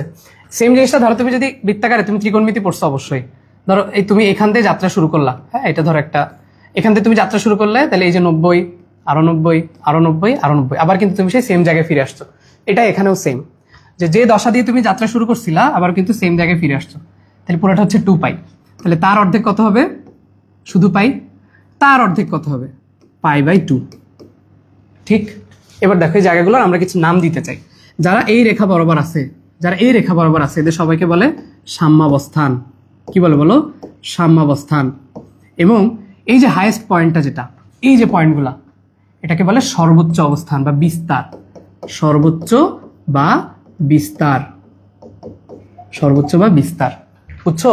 তাহলে এখন দেখো, তোমার যেটা প্রশ্ন করেছে যে সাম্যাবস্থান এবং সর্বোচ্চ অবস্থান, এটার মাঝখানে দশা পার্থক্য কত? তুমিই বলো, চিত্র দেখে তুমিই বলো, এটুকু কত? π/2। ঠিক আছে, তাহলে এটা হচ্ছে আমাদের দশা পার্থক্য। দশা পার্থক্য। যদি পথ পার্থক্য জিজ্ঞেস করে তখন কি করব? দেখো, পথ পার্থক্য জিজ্ঞেস করলে তখন তুমি জাস্ট অন্যভাবে অ্যান্সার দিবা। পথ পার্থক্য বললে পুরা তরঙ্গের একটা, আমরা জানি তরঙ্গ দৈর্ঘ্য হচ্ছে ল্যামডা। একটা পূর্ণ তরঙ্গের তরঙ্গ দৈর্ঘ্য হচ্ছে ল্যামডা। তাহলে এবার আবার সেম ভাবে অর্ধেক করলে কত হয়? λ/2। তার অর্ধেক করলে কত হয়? λ/4। তাহলে যদি তোমার কাছে কেউ জিজ্ঞেস করে, আমি অ্যান্সার বলবো না, যদি কেউ জিজ্ঞেস করে সাম্যাবস্থান থেকে সর্বোচ্চ অবস্থান এর মধ্যে দশা পার্থক্য কত, অ্যান্সার কি হবে বলো দেখি? অ্যান্সার কি হবে? সাম্যাবস্থান থেকে সর্বোচ্চ অবস্থানের মধ্যে পথ পার্থক্য কত হবে? পথ পার্থক্য। ওকে, আচ্ছা, তাহলে দেখো এই জিনিসটা কিন্তু তোমার সবসময় লাগবে। এবং আরো একটা পয়েন্ট তুমি খেয়াল করবা, কখনো বলবে এরকম যে সর্বোচ্চ অবস্থান থেকে যাত্রা শুরু করলে তার দশা কত। দেখো, সর্বোচ্চ অবস্থান থেকে যদি সে যাত্রা শুরু করে তখন তার দশা কত হবে? তখনও কিন্তু এই যে π/2। ঠিক আছে, আচ্ছা, অনেকগুলো প্রশ্ন আছে, আসো আমরা একটা দিয়ে শুরু করি। এই যে দেখো, সর্বোচ্চ অবস্থান, এই যে সর্বোচ্চ অবস্থান এবং সাম্যাবস্থার মধ্যে দশা পার্থক্য কত? হ্যাঁ, π/2। একটু আগে পড়ে আসলাম। ওকে, ঠিক আছে, তুমি এটা দিয়েও চিন্তা করতে পারো, কোনো অসুবিধা নেই। এই যে এখান থেকে এই জায়গাটা দূরত্ব হচ্ছে কত? 90 ডিগ্রি, তাই না? এই যে কোণের মান 90 ডিগ্রি। অনেকভাবেই পড়া যায়, যেভাবে তোমার মনে থাকে, কিন্তু পথ পার্থক্যটাও কিন্তু একবারে পড়ে ফেলো একসাথে। আচ্ছা, এখানে তারপর হচ্ছে আমাদের ম্যাথ আছে আর কি, এই গ্রাফ রিলেটেড, চিত্র রিলেটেড কোনো কিছু এইভাবে আমাদের আসে না। এটা পৃথিবীর ব্যাস বরাবর একটা ইন্টারেস্টিং উদাহরণ আছে, দেখবা বইয়ে। হ্যাঁ, এটা সবগুলাই হয়, এটা পর্যাবৃত্ত হয়, স্পন্দন হয়, সরলরৈখিক হয়, বুঝছো? তিনটার মধ্যে পড়ে। ওকে, আসো। এই দেখো, শূন্য দশা বলতে কি বোঝায়? একটু আগে আমি তোমাকে পড়ালাম যে আমাদের এই রেখা বরাবর যারা ছিল সবাই হচ্ছে কি শূন্য দশা, বুঝছো? তাহলে এই যে ধরো 2π, হ্যাঁ, অথবা 4π, এরা সবাই হচ্ছে কি শূন্য দশা। হ্যাঁ, 2π। আবার তুমি যদি এরকম বৃত্তাকারের মধ্যে চিন্তা করো, দেখো এই যে পুরাটা তুমি ঘুরে আসলে আবার কিন্তু সেই সেম জায়গায়, এটা হচ্ছে সেই 2π। তাহলে শূন্য দশা মানে কি 2π, 4π, হ্যাঁ, এরকম জোড় গুণিতক যদি থাকে পায়ের সাথে, তখন সেটা হচ্ছে কি শূন্য দশা। ওকে, শূন্য দশা। আচ্ছা, তাহলে দেখি তোমাদের আগের জিনিস মনে আছে কিনা। যদি আমি কখনো বলি সর্বোচ্চ অবস্থান থেকে যাত্রা শুরু করেছি, তাহলে আমার দশা পার্থক্য কত হবে? দশা পার্থক্য কত হবে?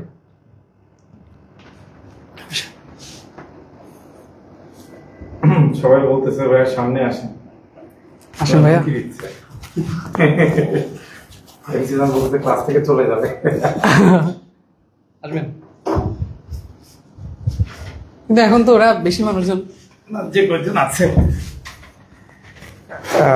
সেটা হচ্ছে যে হঠাৎ করে যাচ্ছিলাম, আমাদের অনলাইন যে ক্লাসরুমটা একটু আলাদা জায়গায়, তো আমি একটা কাজে যাচ্ছিলাম, ভাবলাম যে একটু দেখা করে যাই। সারাদিন খুব টায়ার্ড, সকালে অফিস করছি, অফিস করার পরে সেকেন্ড টাইম ব্যাচে ক্লাস নিছি, ঠিক আছে। এরপরে একটু এক ডাক্তারের চেম্বারে গিয়েছিলাম, আমার এক পেশেন্ট অসুস্থ, তো ওখান থেকে ফেরার সময় ভাবলাম যে ঘুরে যাই। তো যাই হোক, তো ভাইয়ের একটা জিনিস আমার ভালো লাগলো, আমরা যদিও ফিজিক্সে আমরা যারা ইন্টার পড়ছি আমরা কিন্তু বহুপদী পড়ি, কিন্তু অ্যাডমিশনে আমরা অনেক সময় কিন্তু বহুপদীটা পড়ি না। বহুপদী পড়লে কিন্তু বেসিক অনেক ক্লিয়ার হয়, অনেক অবজেক্টিভের অ্যান্সার জানা যায়, ইনফরমেশন। তোমার টার্গেট কি? তোমার টার্গেট হচ্ছে বেসিক ক্লিয়ার করা। এবং আমার মনে হচ্ছে গত 10 বছরে ডিএমসি স্কলার্সের বয়স, আমি দেখেছি যে স্টুডেন্টরা সবচেয়ে কম পারে হচ্ছে ফিজিক্স, আর একটা হচ্ছে ইংরাজি। আমার কাছে মনে হয়েছে বায়োলজি মোটামুটি সবাই পারে, বোটানি কঠিন তারপরে সবাই আয়ত্ত করে ফেলে মোটামুটি, জিওলজি তো সবাই পারে, কারণ কোনো কোচিং সেন্টার কিছু পড়াতে পারুক আর না পারুক, বায়োলজি কিন্তু সকল কোচিং সেন্টার পারে। ফিজিক্স টিচার খুলনাতে ভালো টিচার কিন্তু খুব অভাব, ডিএমসি স্কলারই যারা আছে, এই ছাড়া XYZ কোচিং সেন্টারে কিন্তু আমার জানা মতে ভালো ফিজিক্স টিচার নাই।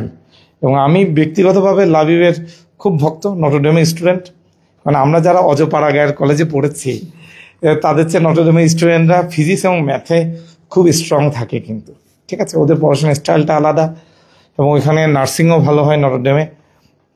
তো যাই হোক, তো সবাইকে আমি রিকোয়েস্ট করবো যে এই বোর্ড পরীক্ষার আগে, তোমাদের ম্যাক্সিমাম বোর্ড পরীক্ষার্থী এখানে, বোর্ড পরীক্ষার আগে যেগুলো বোর্ড পরীক্ষায় আসছে এগুলো বুঝে বুঝে সলভ করবা। আমি লাবিব ভাইকে বেশ কয়েকদিন ধরে অনুরোধ করছিলাম, কারণ ও একটা চলতরিতে ভিডিও দিয়েছিল জাস্ট 30 মিনিটে, আমার খুব পছন্দ হয়েছিল। আমি বলছিলাম যে এরকম যদি ভিডিও দেওয়া যায় স্টুডেন্টরা উপকৃত হবে। প্রায় 10-12 হাজার ভিউ হয়েছে দেখলাম। তো আমি ওকে রিকোয়েস্ট করেছি যে ফিজিক্সে তুমি 21টা চ্যাপ্টারই দিয়ে দাও এইভাবে। তো যাই হোক, সেই হিসাবে আজকে ওকে অনলাইন ক্লাসটা আমি দিয়েছি, কারণ আলটিমেটলি গত 10 বছরে মেডিকেল ভর্তি পরীক্ষায় অনুশীলনীর বাইরে থেকে সাধারণত প্রশ্ন আসেনি, একবার একটু কম আসছিল, অনুশীলনীর বাইরে থেকে আসছিল না, তাও 16 মার্কস আসছিল 20-এর মধ্যে, মাত্র 4 মার্ক অনুশীলনীর বাইরে থেকে আসছিল। তো আমি যদি অনুশীলনী একটু বুঝে বুঝে পড়ি এবং লাবিব ভাই যদি আমাকে একটু হেল্প করে যে আমি সব সলভগুলো এভাবে সুন্দরভাবে বুঝাই দেয়, আমার মনে হয় যে ফিজিক্সে 20-এ 20 পাওয়া খুব ইজি, ইনশাল্লাহ আমরা সবাই ভালো করব। এবং এইচএসসি পরীক্ষার আগে বহুপদীগুলো পড়বো, এইচএসসি পরীক্ষার পরেও পড়বো, বহুপদী আমার বেসিক ক্লিয়ার করবে, ঠিক আছে। আর হচ্ছে সবাই ক্লাসের শেষ পর্যন্ত থাকবা। মুনতাসির কমেন্ট করছে, তারপরে ফাইম সিজন বলতেছে যে ভাই আমি লাইভ থেকে চলে যাব, সেজন্য আসলাম। তোমরা সামনে এইচএসসি পরীক্ষা একটু ফোকাস করে পড়ো, আর আমাদের যে অনলাইন ক্লাসগুলো আছে এটা করার চেষ্টা করবা, কারণ তুমি নিজে একদিন পর্যাবৃত্ত গতি না পড়ে যতটা না শিখবা তার চেয়ে ভাইয়ার ক্লাস করে শিখবা। এবং ভাইয়ার তো এক্সাম বেসড পড়াই, গতকালকে সাইফুর ভাইয়া পড়িয়েছে একদম কিন্তু এক্সাম বেসড, পরীক্ষায় কি আসবে আমরা কিন্তু এক্সাম বেসড পড়াচ্ছি। এখন জানার কিন্তু অনেক কিছু আছে, কিন্তু পরীক্ষায় সব কিছু আসে না, তো আমরা কিন্তু এখন পরীক্ষা বেসড পড়াচ্ছি।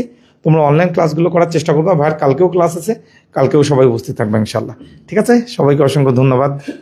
আর অনলাইনে আমার কণ্ঠটা খুব একটা এমনিও ভালো না, সামনাসামনি মোটামুটি শোনা যায়, কিন্তু অনলাইনে আমার কণ্ঠ খুব খারাপ আসে। এবং আমি লাবিব ভাইয়ের কণ্ঠ শুনতেছিলাম এবং বোর্ডে লিখতেছিলাম, আমি ভাইয়ের হাতের লেখা একটু আগে, আমি কিন্তু এই বোর্ডে লিখতে পারি না, অনলাইনে বোর্ডটা হাতের লেখা আমার এমনিও খারাপ, তারপরেও বোর্ডে লেখা খুব খারাপ আসে। ভাইয়া একটু আগে দেখি ছবি আঁকাচ্ছে, দশা পার্থক্য পথ পার্থক্য লিখতেছে, এত সুন্দর মনে হচ্ছে টাইপ করার মতো। তো যাই হোক, তো সবাই ক্লাসটা শেষ করো, আমি হয়তো এখন চলে যাচ্ছি, কিন্তু লাইভ থেকে কেউ যাবা না ইনশাল্লাহ, ঠিক আছে। ওকে, আমরা আবার শুরু করবো, কেমন?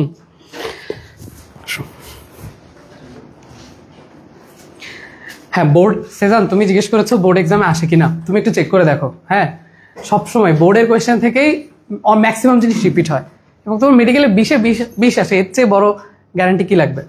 ভাই চলে গেছে, আমার আসলে খুবই নার্ভাস লাগতেছিল ভাই, একদম সামনে বসা বুঝতে। হ্যাঁ, মানে আমারও তো টিচার মানুষ সামনে বসে থাকলে কিন্তু সবসময় মানে আসলে কিছু বলতে গেলেও 2-3 বার ভাবা লাগে, বুঝছো। আর উনি তো অনেক বড় লেভেলের মানুষ। ঠিক আছে, ওকে, আমরা পরের প্রশ্নে চলে যাই। তাহলে তোমাদের আশা করি মনে আছে যে শূন্য দশা 2π 4π 6π, হ্যাঁ, এরকম জোর সংখ্যক থাকলে দেখবা যে সেটা মোটামুটি ম্যাক্সিমাম ক্ষেত্রে শূন্য দশা বোঝানো হয়, বুঝছো? ও তাই, থ্যাংক ইউ মারিয়া, আমার হাতের লেখা আরো অনেক সুন্দর। এখানে তো এত ভালো করে আসলে লিখতে পারছি না, কিন্তু একসময় ইনশাল্লাহ দেখাবো। আচ্ছা, আসো আমরা তাহলে পরের প্রশ্নে যাই। দেখো যে বারবার কেন স্পন্দিত হয়, এই যে গতি, জড়তা, প্রত্যয়ন বল, এগুলো আর বললাম না, যেগুলোতে ব্যাখ্যার দরকার, আমি সেগুলো ব্যাখ্যা দিচ্ছি।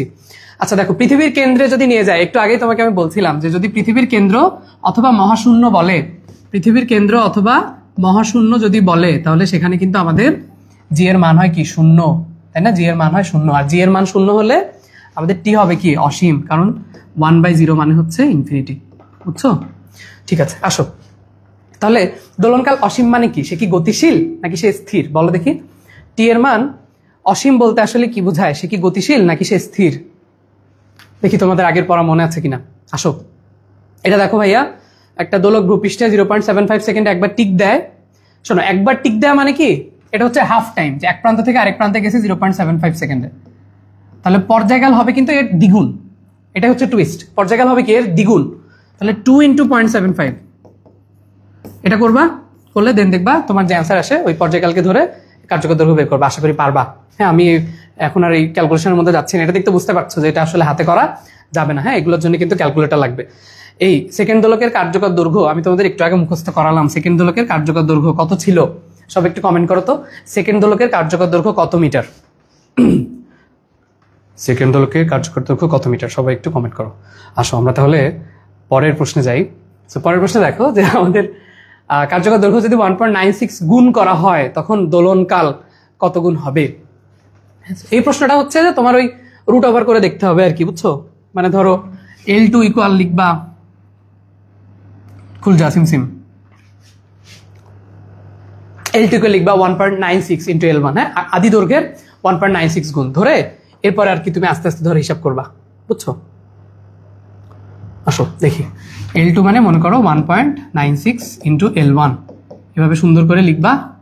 লিখে তারপরে হচ্ছে যে T2/T1, আমরা জানি টি এর সাথে সম্পর্ক কেমন? রুট ওভারের সম্পর্ক। তার মানে রুট ওভার L2/L1। L2 এর মান আবার আমরা কত দেখলাম? 1.96 into L1 divided by L1।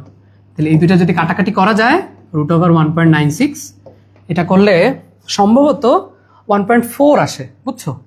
এটার অ্যান্সার আসে কত বলো? 1.4 খুব সম্ভবত। আমি অ্যান্সার দেখে বললাম আর কি, কারণ 1.4 এর সাথে পরে আমি যেহেতু 2 গুণ করে দিব, কারণ অলরেডি আমার নিচে T1 আছে যেটার মান হচ্ছে কত? 2 সেকেন্ড।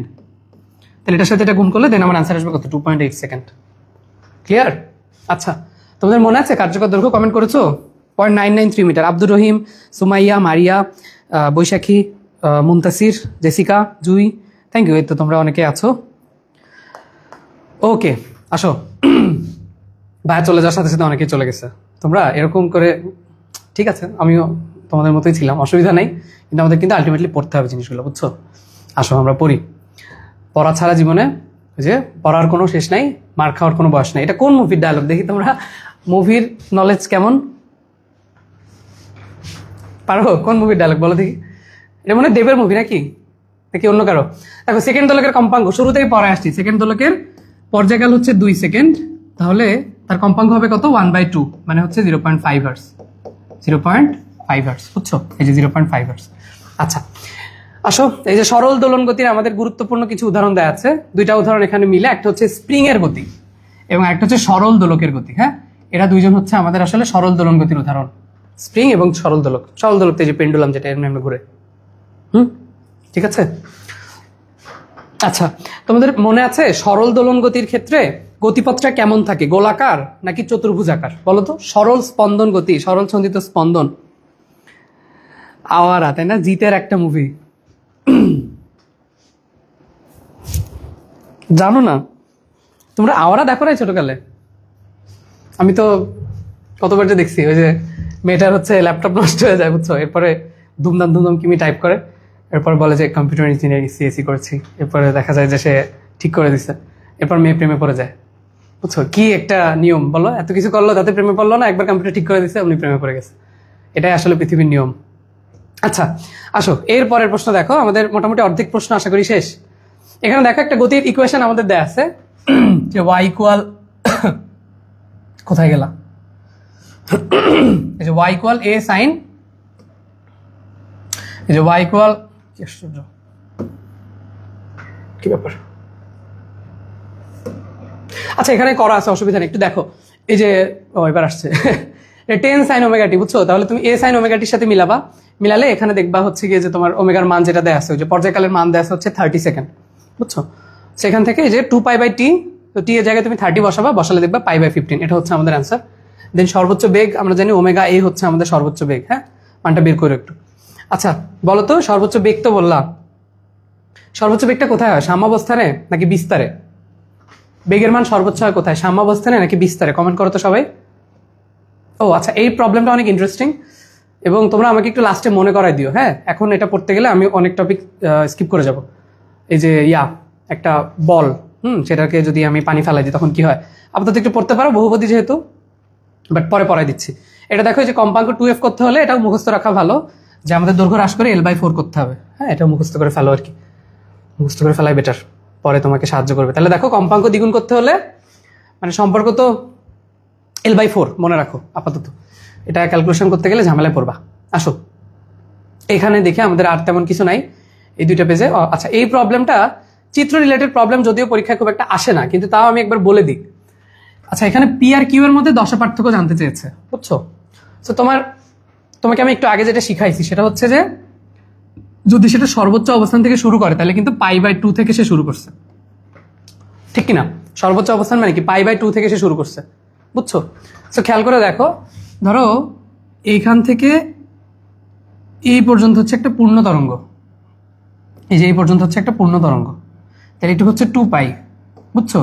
আবার এই পাশ থেকে এই পর্যন্ত হচ্ছে দেখো আমাদের আরেকটা তরঙ্গ, এটা হচ্ছে 2π, তাহলে মোট হচ্ছে কত, 4π, মোট হচ্ছে 4π। হ্যাঁ, এটা চিত্র আমি নষ্ট করে ফেলছি, বাট একবার দেখে নিও। হ্যাঁ, এটা হচ্ছে মোট দশা পার্থক্য হচ্ছে 4π। তাহলে একটা পূর্ণ তরঙ্গের ক্ষেত্রে মোট দশা পার্থক্য কত, কমেন্ট করো তো সবাই।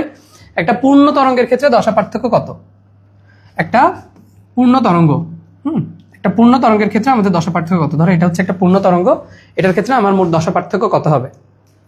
ওকে, কমেন্ট করো, কমেন্ট করো, কমেন্ট করো সাম্যাবস্থায়। Thank you Muntasir, Abdur Rahim, Arifa. ওকে, ঠিক আছে, আসো। আওড়া গানে অনেক, সরি, আওড়া মুভিতে অনেক ভালো ভালো কিছু গান ছিল। ওকে, এরপরে দেখো, সরল দোলকের সাহায্যে কি কি নির্ণয় করা যায়? মনে রাখবা তিনটা জিনিস, একটা হচ্ছে পাহাড়ের উচ্চতা, হ্যাঁ, একটা হচ্ছে জি এর মান। কি আশ্চর্য,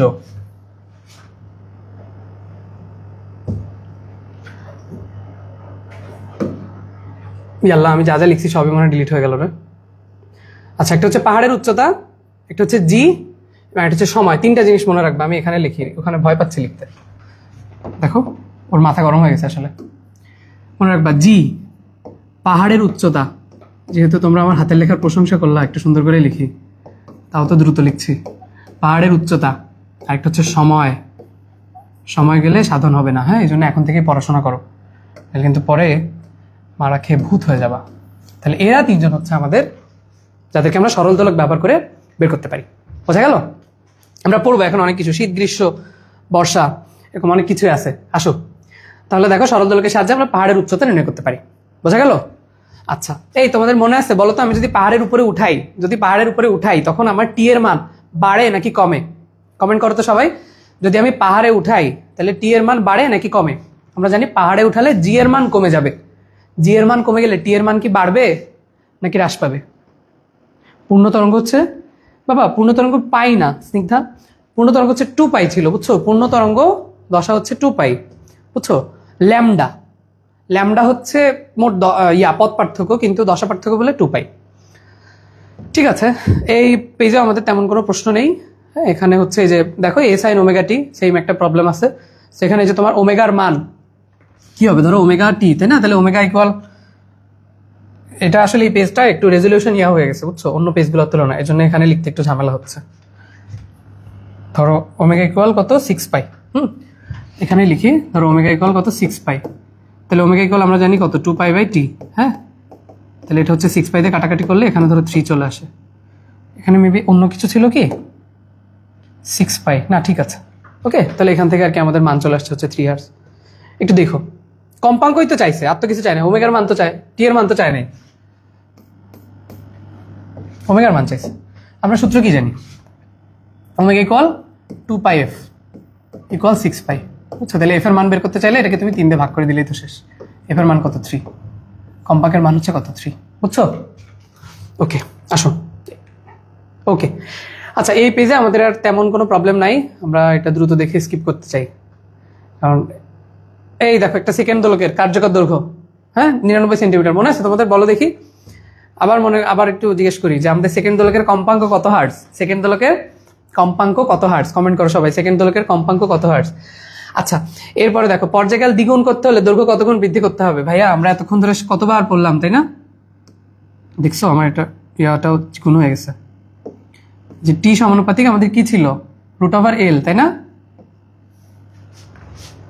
তাহলে দৈর্ঘ্য কত গুণ বাড়ালে পর্যায়কাল দ্বিগুণ হবে? চিন্তা করে দেখো, এটা যদি √4 হয় তখনই তো এটা 2 হবে, তাই না? তাহলে যদি 4 গুণ করা হয় তখনই আমাদের পর্যায়কাল দ্বিগুণ। বুঝছো? পর্যায়কাল দ্বিগুণ করতে হলে দৈর্ঘ্য করতে হবে 4 গুণ। আচ্ছা, তোমরা কি পাহাড়ের এটা কমেন্ট করছিলা? শীত গ্রীষ্ম বর্ষা ফিজিক্সের জন্য? হা, এটা তো পড়তে পারলাম না, থ্যাংক ইউ কমপ্লিমেন্টের জন্য। আচ্ছা আসো আমরা তাহলে সামনের দিকে যাই। এখানে দেখো একটু আগে তোমাদের পরে আসছিলাম, সেকেন্ড দোলকের ক্ষেত্রে দৈর্ঘ্য এবং অভিকর্ষ ত্বরণের সম্পর্ক কেমন বলো দেখি? সমানুপাতিক, তাই না? এল এবং জি হচ্ছে পরস্পরের সমানুপাতিক, কার্যকর দৈর্ঘ্য এবং অভিকর্ষ ত্বরণ সমানুপাতিক। আচ্ছা ঠিক আছে, এখান থেকে আমরা আর তেমন কিছুই পড়বো না। এটা একটু দেখো যে সর্বোচ্চ সরণ, তোমাদের আমি শুরুতে পড়ানোর সময় বললাম না যে এই প্রশ্নটাও কিন্তু আছে, যে সর্বোচ্চ সরণ কত? সর্বোচ্চ সরণ কোথায় হয়? সাম্যাবস্থায় নাকি বিস্তারে? সর্বোচ্চ সরণ মানে কি? বিস্তার, তাই না? বিস্তারে বিভব শক্তির মান কত হয় বলো তো? বিভব শক্তি কি বিস্তারে 0 নাকি সর্বোচ্চ? বিস্তারে বিভব শক্তির মান কত হয়?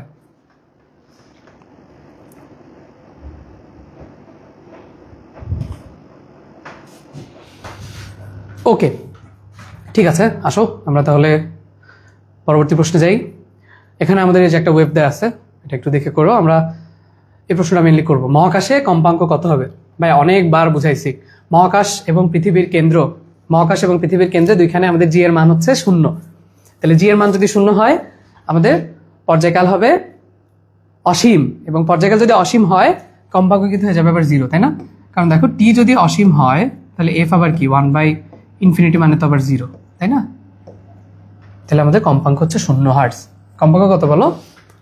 0 হার্টজ। বুঝতে পারছো? তাহলে মহাকাশ বলুক, দেখো বলে দিই একবার, শোনো, যদি বলে মহাশূন্য অথবা যদি বলে পৃথিবীর কেন্দ্র, এই দুইটা ক্ষেত্রেই মনে রাখবা জি এর মান 0। জি এর মান যদি 0 হয় তাহলে টি হবে অসীম। টি যদি অসীম হয় সেখান থেকে আমরা লিখতে পারি এফ হবে 0। বুঝছো? কানেক্ট করে পড়বা আর কি, কেমন? তাহলে মহাশূন্য পৃথিবীর কেন্দ্রে কি কি হবে? জি এর মান হচ্ছে 0, জি এর মান যদি 0 হয় পর্যায়কাল হবে অসীম, পর্যায়কাল যদি অসীম হয় কম্পাঙ্ক হবে 0, কারণ এফ ইকুয়াল কি 1/t। ওকে আসো সামনের দিকে যাই আমরা। আচ্ছা তাহলে কম্পাঙ্ক হচ্ছে 0 হার্টজ, বুঝতে পারছি ভাইয়া। সাম্যাবস্থায় সর্বোচ্চ হয় কি বেগ? বলতে বলতে মুখে ব্যথা হয়ে গেছে। সাম্যাবস্থায় সর্বোচ্চ হবে বেগ। তোমরা কি বলেছো যে বিভব শক্তির মান কত? আমি আসছি মাশরাফি, আমি আসছি, কিছুক্ষণ দাঁড়াও। আচ্ছা ঠিক আছে, আসো। এইখানে দেখো যে সর্বোচ্চ অবস্থান থেকে যদি শুরু হয় তাহলে আদি দশা কত? আমি যে একটু আগে চিত্র আঁকছিলাম, তোমাদের কি মনে পড়ে আমার সেই চিত্রের কথা? যেখানে আমি চিত্রকে বলেছিলাম বিভিন্ন ধরনের, কোথায় গেল? এই যে আমরা চিত্র আঁকছিলাম, তাই না? মনে আছে তোমাদের? এই যে দেখো, এটা হচ্ছে সেই সর্বোচ্চ অবস্থান। তাহলে সর্বোচ্চ অবস্থানে কি ছিল বলো দেখি? সর্বোচ্চ অবস্থান মানে কি? π/2। ঠিক আছে, তাহলে সর্বোচ্চ অবস্থান মানে π/2 থেকে সে আসলে যাত্রা শুরু করছে। তাহলে তার আদি দশা কত? π/2। আদি দশা হচ্ছে কত? π/2। ওকে, বিস্তার দেয়া আছে, কম্পাঙ্ক দেয়া আছে, বেগ কত হবে সুন্দর করে সূত্র দিয়ে মান বসায় বের করে ফেলবা। পারবা, এতটুকু পারবা আশা করা যায়। তোমরা আমার অনেক প্রিয় এবং আশা করি তোমরা এগুলো পারো। এই প্রশ্নটা না মুখস্থ করবা, এটার কোনো এক্সপ্লানেশন ওইভাবে নাই। দেখো যে কম্পাঙ্ক দেয়া আছে ওমেগা, গতিশক্তির পরিবর্তন 2 ওমেগা, মুখস্থ করে ফেলো। গতিশক্তির পরিবর্তন 2 ওমেগা, গতিশক্তির পরিবর্তন 2 ওমেগা। তোমাদের কাছে আমি জিজ্ঞেস করেছিলাম কৌণিক বেগের মাত্রা, তোমরা তো অনেক পারছিলা। হ্যাঁ ফাহিম সেজা, আমি এখন ওইখানেই, তুমি যেখানে কথা বলেছো। তুমি কি আসবা সেজান? তুমি আসলে একটু আসতে পারো, দেখা করে যেতে পারো, কোনো অসুবিধা নেই। তোমার সাথে এমনি অনেকদিন দেখা হয় না। আচ্ছা এখানে দেখো একটা বস্তুর স্মরণের ইকুয়েশন দেয়া আছে, a cos ওমেগা টি এবং সামথিং সাইন ওমেগা টি। সেটা শর্টকাটটা হচ্ছে যে 6 এবং 8 এই দুটাকে স্কোয়ার করে রুট ওভার করে দিবা, বুঝছো? Root over a square plus b square, তাহলে root over 6 square plus 8 square করলে যে ভ্যালু আসে সেটাই হচ্ছে আমাদের অ্যান্সার। কেমন? 64 আর 36 মনে হয় 100 আসবে, তাহলে অ্যান্সার আসবে হচ্ছে 10 মিটার। বুঝছো? ওকে, এবার দেখো তাহলে আমাদের এই যে সর্বোচ্চ গতির শক্তি সমীকরণ, এই যে হাফ, এই যে দেখো আমাদের সর্বোচ্চ এই যে half m omega square a square, এটা হচ্ছে আমাদের সর্বোচ্চ বেগ, সর্বোচ্চ বেগের সূত্র। কি করি বলো তো?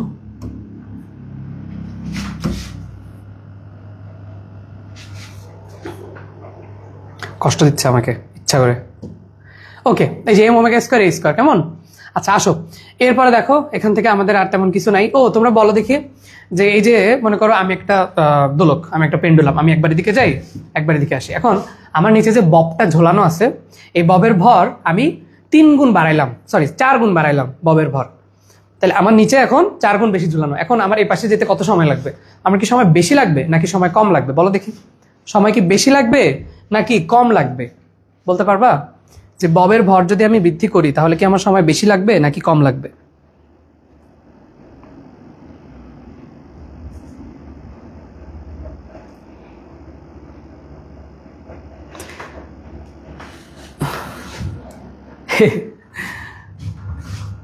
আচ্ছা আসো, সৈকত কমেন্ট করছে। সৈকত আমার প্রাণের বন্ধু, ছোটকাল মানে আমি যখন। আচ্ছা আসো, এখানে দেখো আমাদের বল ধ্রুবকের একটা ইকুয়েশন দেওয়া আছে, বল ধ্রুবকের 2টা ইকুয়েশন আছে, বুঝছো? এভাবে মনে রাখবে, আমি এভাবে পড়তাম। দেখো খুব মন দিয়ে দেখো, এইভাবে ওমেগা ইকুয়াল, একটা হচ্ছে k/m, একটা হচ্ছে g/l, বুঝছো? সেটা আমি এভাবে পড়তাম। দেখো তোমরা জানো যে বার্সেলোনা এখন খুব ভালো ফর্মে আছে, আমি একজন বার্সা ফ্যান আর কি। সেটা এভাবে পড়বা, দেখো কম গোল এভাবে পড়লে মনে থাকবে, বুঝছো? তাহলে ওমেগার মান দেখো, তোমার যদি উল্টায় যাবেই অবশ্যই, আমার উল্টায় তো তোমার উল্টাবে, কোনটা উপরে কোনটা নিচে তুমি ভুলে যাবা, তাহলে এটা একটু মনে রাখো, কম গোল। ঠিক আছে? একটা টিম আছে সাদা কালারের জার্সি, নাম হচ্ছে রিয়াল মাদ্রিদ, তাই না? এই সিজনে 4টা এল ক্লাসিকোতে হেরে গিয়েছে, দেখেছো তোমরা? তাহলে ওরা হচ্ছে কম গোল দেয়, বুঝছো? ওকে, তাহলে k/m g/l 2টা ইকুয়েশনই মনে রেখো। এবং এটা কিন্তু ধরো আমি যদি ওমেগা স্কোয়ার লিখতে চাই, খুব বাজে কালার হয়ে গেছে, দেখো যদি আমি ওমেগা স্কোয়ার লিখতে চাই তাহলে আমি লিখতে পারি কি k/m, তাহলে k ইকুয়াল আবার কি লিখতে পারি? ওমেগা স্কোয়ার m, ঠিক?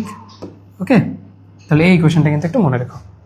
ওকে আসো, ঠিক আছে, বুঝতে পারলাম এতটুকু ভাইজান। এর পরের প্রশ্নটা একটু খেয়াল করো, তাহলে এখানে যে আমাদের সূত্র দেওয়া আছে, তাই না? এই যে m ওমেগা স্কোয়ার, এটা হচ্ছে আমাদের অ্যান্সার, এই যে m ওমেগা স্কোয়ার। হ্যাঁ, আমি একটু দাগাতে হয়তো ভুলে গেছি, m ওমেগা স্কোয়ার। এরপরে দেখো দোলনকাল 50% বৃদ্ধি করলে কার্যকর দৈর্ঘ্য কত গুণ বাড়াতে হবে? এরকম প্রশ্ন অহরহ আসে পরীক্ষায়। দেখো আবার দেখো দোলনকাল 50% বাড়াইছে, বুঝছো?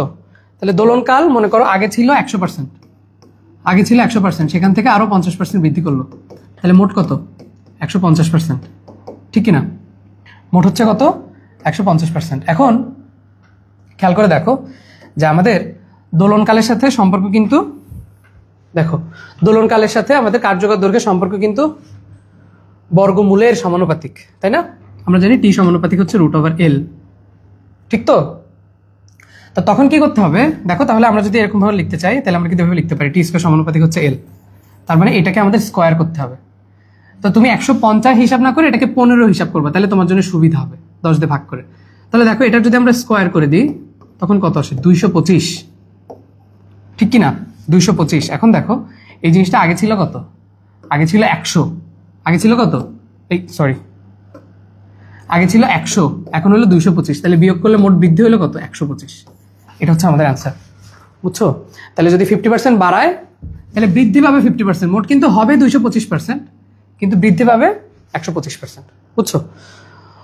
ওকে, তার মানে 1.25 গুণ আর কি, এটা হচ্ছে আমাদের অ্যান্সার, যে কার্যকর দৈর্ঘ্য আমাদের 1.25 গুণ বাড়াতে হবে। সেই প্রবলেম কিন্তু তোমার অন্য কোনো মান দিয়েও দিতে পারে, তাহলে সুন্দর করে দুইটাকে গুণ করবা, সরি যোগ করে দিবা, তারপর সেটাকে রুট করবা, করে 100 থেকে বিয়োগ করবা, করলে যে অ্যান্সার আসবে তাই।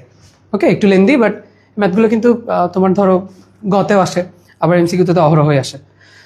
ওকে আসো, আমরা মোটামুটি শেষ, আমাদের আর অল্প কিছু প্রশ্ন আছে। ও তোমরা কি বলেছো ববের ভর বাড়ালে কি চেঞ্জ হবে? সেম থাকবে, সেম থাকবে, সেম থাকবে। আচ্ছা আরেকটা প্রশ্ন একটু বলো, যে আমি কি করলাম, মেরু অঞ্চলে গেলাম, মেরু অঞ্চলে গেলে আমার দোলনকাল বাড়বে নাকি হ্রাস পাবে? মেরু অঞ্চলে গেলে দোলনকাল বাড়বে নাকি হ্রাস পাবে? আচ্ছা দেখো কোনটি দোলন গতির উদাহরণ? এই যে সুরশলাকার গতি হচ্ছে দোলন গতির উদাহরণ। এখানে হাত দিতে ভয় পাচ্ছি। দেখো দৈর্ঘ্য যদি 4 গুণ বাড়ানো হয় দোলনকাল কি হবে? দ্বিগুণ হবে। দোলনকাল হবে দ্বিগুণ। হ্যাঁ, আচ্ছা এরপরে দেখো এই যে বিস্তার এ এবং সরণ এক্স হলে ত্বরণ কোথায় সর্বনিম্ন হয়? আমরা জানি মাঝখানে সাম্যাবস্থায় ত্বরণ সর্বনিম্ন হয় এবং এই পয়েন্টে হয় হচ্ছে ত্বরণ সর্বোচ্চ। বুঝছো? আচ্ছা এরপরে দেখো এই যে আমাদের একটা ইকুয়েশন দেয়া আছে, পারবা ম্যাথ। দেখো আমি সূত্র লিখে দিছি, তোমরা জাস্ট ভ্যালুগুলো বসায় করতে পারবা, একদমই সহজ। আচ্ছা এখানে দেখো একটা স্প্রিংকে কেটে 4 টুকরা করা হয়েছে। বুঝছো? এই 4 টুকরা করার এই টাইপের ম্যাথগুলা একটা শর্টকাট দিয়ে মনে রাখবা। সেটা হচ্ছে তোমার দেখবা খেয়াল করে যত গুণ করা হবে, ধরো তোমার আগে একটা স্প্রিং ধ্রুবক তো দেয়া থাকবে। মনে করো তোমার স্প্রিং ধ্রুবকটা দেয়া ছিল হচ্ছে K1, যেটা আগে দেয়া ছিল, এবং কেটে তুমি n গুণ করলা, n গুণ করা হলো কেটে। তাহলে n গুণ যদি করা হয় তাহলে আমাদের পরিবর্তিত স্প্রিং ধ্রুবক হবে, দেখো পরিবর্তিত ধ্রুবক হবে হচ্ছে n ইন্টু K1। মানে তুমি যত গুণ করবা তার সাথে জাস্ট n গুণ করে দিবা। বুঝছো? যত গুণ করবা তার সাথে n গুণ করে দিবা। ওকে, তাহলে যদি আমি 4 গুণ করি, মনে থাকে না এটা চেঞ্জ করতে, যদি আমি 4 গুণ করি তাহলে কি হবে? 4K রেজলিউশন এবং এইচডি ভিডিও হ্রাস পাবে। তাই কি? হ্যাঁ, জি এর মান বাড়বে, জি এর মান বাড়লে টি এর মান হ্রাস পাবে। তার মানে কি ঘড়ি ধীরে চলবে নাকি দ্রুত চলবে? তোমাদের মনে আছে আগের পরে বলো দেখি, ধীরে চলা মানে কি? সময় লাভ করা বা বুঝি যারা ধীরে চলো আমি শুনছো। তাহলে যদি ধীরে চলে তার মানে কি সে সময় লাভ করবে নাকি সে সময় হারাবে?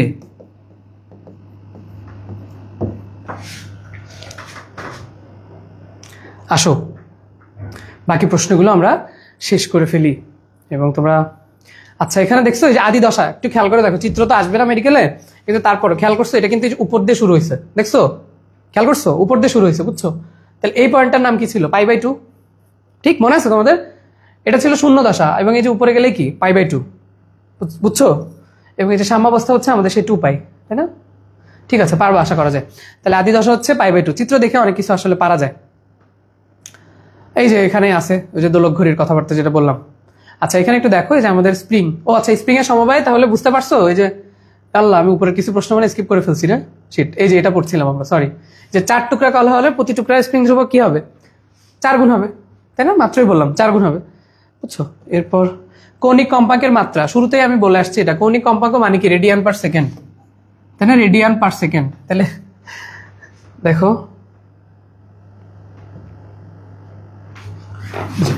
সুন্দর একটা একক, রেডিয়ান পার সেকেন্ড। ভাইয়া একবার বলে দিই, এটা হচ্ছে আমাদের ফিজিক্সের প্রথম অধ্যায়ের পড়া। বুঝছো? দেখো মনে রাখবা, রেডিয়ান হচ্ছে দ্বিমাত্রিক কোণের একক। কি বলেছি? দ্বিমাত্রিক কোণের একক, দ্বিমাত্রিক 2D। হ্যাঁ, এবং যদি কখনো বলে ত্রিমাত্রিক কোণের একক কি, কে পারবা? কমেন্ট করো তো, ত্রিমাত্রিক কোণের একক কি? কে পারবা? কেউ কি পারবা? তাহলে এখানে তো এর কোনো মাত্রা নেই। বুঝছো? কোণের কোনোদিন কোনো মাত্রা থাকে না, কোণের কোনো মাত্রা নাই। হ্যাঁ, তাহলে যেটা আছে পার সেকেন্ড, এটাকে আমি কি লিখতে পারি? T−1, T−1। বুঝছো? তাহলে দেখবা যে ওর সামনে আসলে সবগুলোর মাত্রা দেখো 0,0,0,0 দেয়, যে 0,0,0,0। বুঝছো? তাহলে এই যে T−1 এটাই হচ্ছে মাত্রা। আচ্ছা এখান থেকে আর তেমন কোনো প্রশ্ন আমাদের নাই। আমরা দেখো স্প্রিংটা একটু শিখতে চাই। এই যে স্প্রিং এর ক্ষেত্রে এখানে আমাদের যে সূত্রটা ছিল, বুঝছো? ধরো তুমি টি এর জন্য যে সূত্রটা লিখছো, এফ এর জন্য অবভিয়াসলি সেটা উল্টায় লিখতে হবে, ঠিক কিনা? ধরো টি এর জন্য তুমি কি লিখতা? 2π√m/k, তাই না? এবং এখানে খেয়াল করো, এখানে তোমার লিখতে হবে হচ্ছে এফ এর সম্পর্ক। তখন তোমার কি হবে? জাস্ট জিনিসটা উল্টায় যাবে। বুঝছো? এফ এর সময় একটু সম্পর্কটা জাস্ট উল্টায় যাবে। এটা হয়ে যাবে 1/2π, এটা উল্টা হয়ে যাবে k/m। ঠিক আছে? তাহলে এই যে দেখো এই যে আমাদের নিচে, তো এটা তো একটা স্প্রিং সমান্তরাল সমবায়। তোমরা জানো কি না যে স্প্রিং এর সমান্তরাল সমবায় মানে কিন্তু আমাদের রোধের শ্রেণী সমবায়ের মতো। বুঝছো? স্প্রিং আর ধারক হচ্ছে সেম, সমান্তরালে থাকলে ডিরেক্ট যোগ করে দিতে হয়। তাহলে তুমি K1 আর K2 যোগ করে দিবা, যোগ করে দিলে আমাদের এই যে K1 + K2 চলে আসছে। আচ্ছা আরেকটা প্রশ্ন বলো দেখি, মনে করো আমি এই যে স্প্রিংটা আমার কাছে ছিল, স্প্রিং ধ্রুবক K2, এটাকে আমি 3 গুণ করছি, কেটে 3 টুকরা করলাম। 3 টুকরা করলে আমার এখন পরিবর্তিত স্প্রিং ধ্রুবক কত হবে? 3 টুকরা করলে পরিবর্তিত স্প্রিং ধ্রুবক কত হবে? সবাই একটু কমেন্ট করো দেখি। আচ্ছা আমাদের এই তো মোটামুটি পড়া শেষ। আমরা লাস্টে একটুখানি জাস্ট ওই ববের জিনিসটা এক্সপ্লেন করবো, ওটা করলে আমাদের পড়া শেষ। দেখো সরল সন্ধিত গতি সম্পন্ন কোনো কণার ক্ষেত্রে যে বিভব শক্তি সূত্র দেওয়া আছে সাইনে গতিশক্তি কজ এ, হ্যাঁ, এবং মোট শক্তি হচ্ছে সমানুপাতিক a স্কয়ার। মোট শক্তি কত ভাইয়া? মোট শক্তি হচ্ছে সবসময় হাফ কে a স্কয়ার, তাই না? হাফ কে a স্কয়ার, এটাই হচ্ছে আমাদের সেই মোট শক্তি। কেমন? মোট শক্তি হাফ কে স্কয়ার। ওকে, স্মরণের সাথে আমাদের বিস্তারের সম্পর্ক কেমন? শক্তির সাথে সম্পর্ক কেমন? বর্গের সমানুপাতিক। কি সমানুপাতিক? হচ্ছে বিস্তারের বর্গের সমানুপাতিক। বুঝছো? ঠিক আছে, অনেকগুলা গোল্লা দিয়েছি। Steradian, thank you. আরে আল্লাহ, তোমরা সবই পারো ইনশাআল্লাহ। পিডিএফ যারা চাও, ও আচ্ছা, তোমরা তাহলে আশা করি তোমরা বইয়ের পাশে আমরা যতগুলো অ্যান্সার লিখেছি, যতটুকু ব্যাখ্যা দিয়েছি, আশা করি তোমরা বইয়ে লিখেছো। যদি কেউ না লিখে থাকো তাহলে ভিডিওটা দেখে লিখে গ্রুপে পোস্ট দিও, আমি খুবই খুশি হব। এবং অবশ্যই আমার সাথে দেখা হলে আমি অবশ্যই তোমাদের আইসক্রিম খাবো। আসো আমরা তাহলে লাস্ট একটা প্রশ্ন ছিল আমাদের, হ্যাঁ, যে একটা ববের ভেতর থেকে যদি তুমি একবার এরকম বলা যে, দেখো শুনো, সিচুয়েশনটা একটু চিন্তা করো। মনে করো এটা হচ্ছে একটু নিচে এক, মনে করো এটা হচ্ছে তোমার সেই পেন্ডুলাম, বুঝছো? তো পেন্ডুলামে এইখানে হচ্ছে তোমার সেই ববটা রাখা, ঠিক আছে?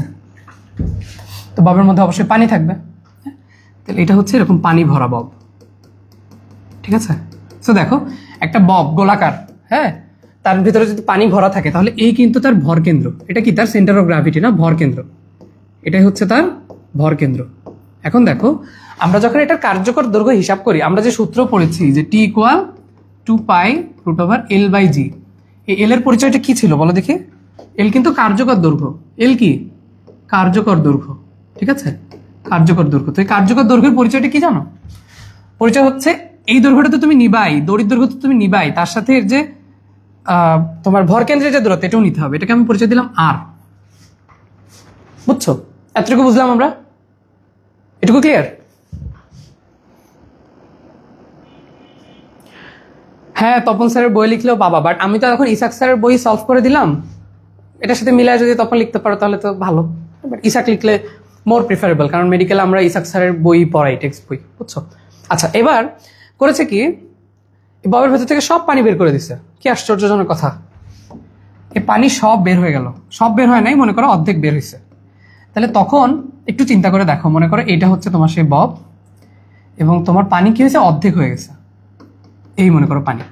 এখন একটু চিন্তা করে দেখো, আগে যেখানে ভরকেন্দ্র ছিল, ভরকেন্দ্রটা অবশ্যই একটু নিচে নেমে আসবে, আসবে কিনা? এ ব্যাপারে কি তোমরা একমত যে ভরকেন্দ্র একটু নিচে চলে আসবে? উচিত, আশা অবশ্যই উচিত। তাহলে তখন কিন্তু আমার এই দৈর্ঘ্যটা বৃদ্ধি পাচ্ছে। তাহলে এই যে কার্যকর দৈর্ঘ্য এবং ভরকেন্দ্রের দূরত্ব L+R কিন্তু এখন বেড়ে গেল, আগেরটার তুলনায় দূরত্বটা কিন্তু বেড়ে গেল। যদি বেড়ে যায় তাহলে কিন্তু আমাদের টি এর মানটাও বেড়ে যাবে, ঠিক না? কারণ এল এর সাথে তো এটা সমানুপাতিক সম্পর্ক, তাহলে তখন কিন্তু আমার টি এর মানটা বেড়ে যাবে। তাহলে যদি টি এর মান বেড়ে যায়, এটা আসলে কি বোঝায়? যে ধীরে চলবে। টি এর মান বাড়া মানে কি? ধীরে চলবে, ধীরে ধীরে ধীরে ধীরে, ঠিক আছে? তার মানে যখন সে পানি শূন্য হতে থাকলো তখন সে ধীরে চললো, কিন্তু একটা মোমেন্টে গিয়ে কি হয়েছে বলতো? এই বব থেকে সমস্ত পানি বের হয়ে গেছে, তখন সে একটা খালি বব হয়ে গেছে, যে ববের মধ্যে আসলে কোনো পানিই নাই। তাহলে যদি পানি না থাকে তখন কিন্তু ভারকেন্দ্র আবার সেই আগের জায়গায় চলে আসবে। তখন ভারকেন্দ্র কি হবে? আবার সেই আগের জায়গায় চলে আসবে, বুঝছো? তাহলে তখন কি হবে বলতো? তখন আবার কিন্তু L+R সে আগের মতো হয়ে গেল। তাহলে এখানে যাচ্ছিল তার চেয়ে তো কমে গেছে, তার চেয়ে কমে গেছে না? তাহলে তার চেয়ে যদি কমে যায় তখন আবার আমার টি এর মানটা কিন্তু বৃদ্ধি পাবে, সরি টি এর মানটাও কমে যাবে, ভুল বললাম, টি এর মানটাও কমে যাবে। তাহলে টি এর মান যদি কমে যায় তখন কি বোঝায়? যে জিনিসটা দ্রুত চলবে, বুঝছো? জিনিসটা আবার দ্রুত চলবে। তাহলে দুইটা কথা বলছি, একটা হচ্ছে যে প্রথম যখন সেখান থেকে পানি আস্তে আস্তে পড়তে থাকবে, তাহলে প্রথমে চলবে ধীরে এবং পরে সেটা চলবে কি? দ্রুত, বুঝছো? কারণ পানি পড়ে গেছে তো তখন আবার ভরকেন্দ্র আগের জায়গায় চলে গেছে। ওকে, এই প্রবলেমটা অনেক ইন্টারেস্টিং। তাহলে আরেকবার একটুখানি বলে দিই, দেখো খেয়াল করো, যে প্রথমে তোমার কাছে একটা পানি ভর্তি বব ছিল, পরবর্তীতে দেখা গেলো যে আমরা কার্যকর দৈর্ঘ্য হিসাব করি কিভাবে? মোট দড়ির দৈর্ঘ্য নিই এবং দেন ভারকেন্দ্র দূরত্বটুকু নিই। তো পরে দেখা গেল কি, যে এখান থেকে যখন পানিটা বের হয়ে গেল তখন ভরকেন্দ্র আরেকটু নিচে চলে আসলে আমার কার্যকর দৈর্ঘ্য বেড়ে গেল। কার্যকর দৈর্ঘ্য যখন বাড়ছে তার সাথে সাথে আমার পর্যায়কালটাও বৃদ্ধি পাবে, এবং পর্যায়কাল বেড়ে যাওয়া মানে কি? মানে হচ্ছে যে জিনিসটা ধীরে ধীরে চলবে।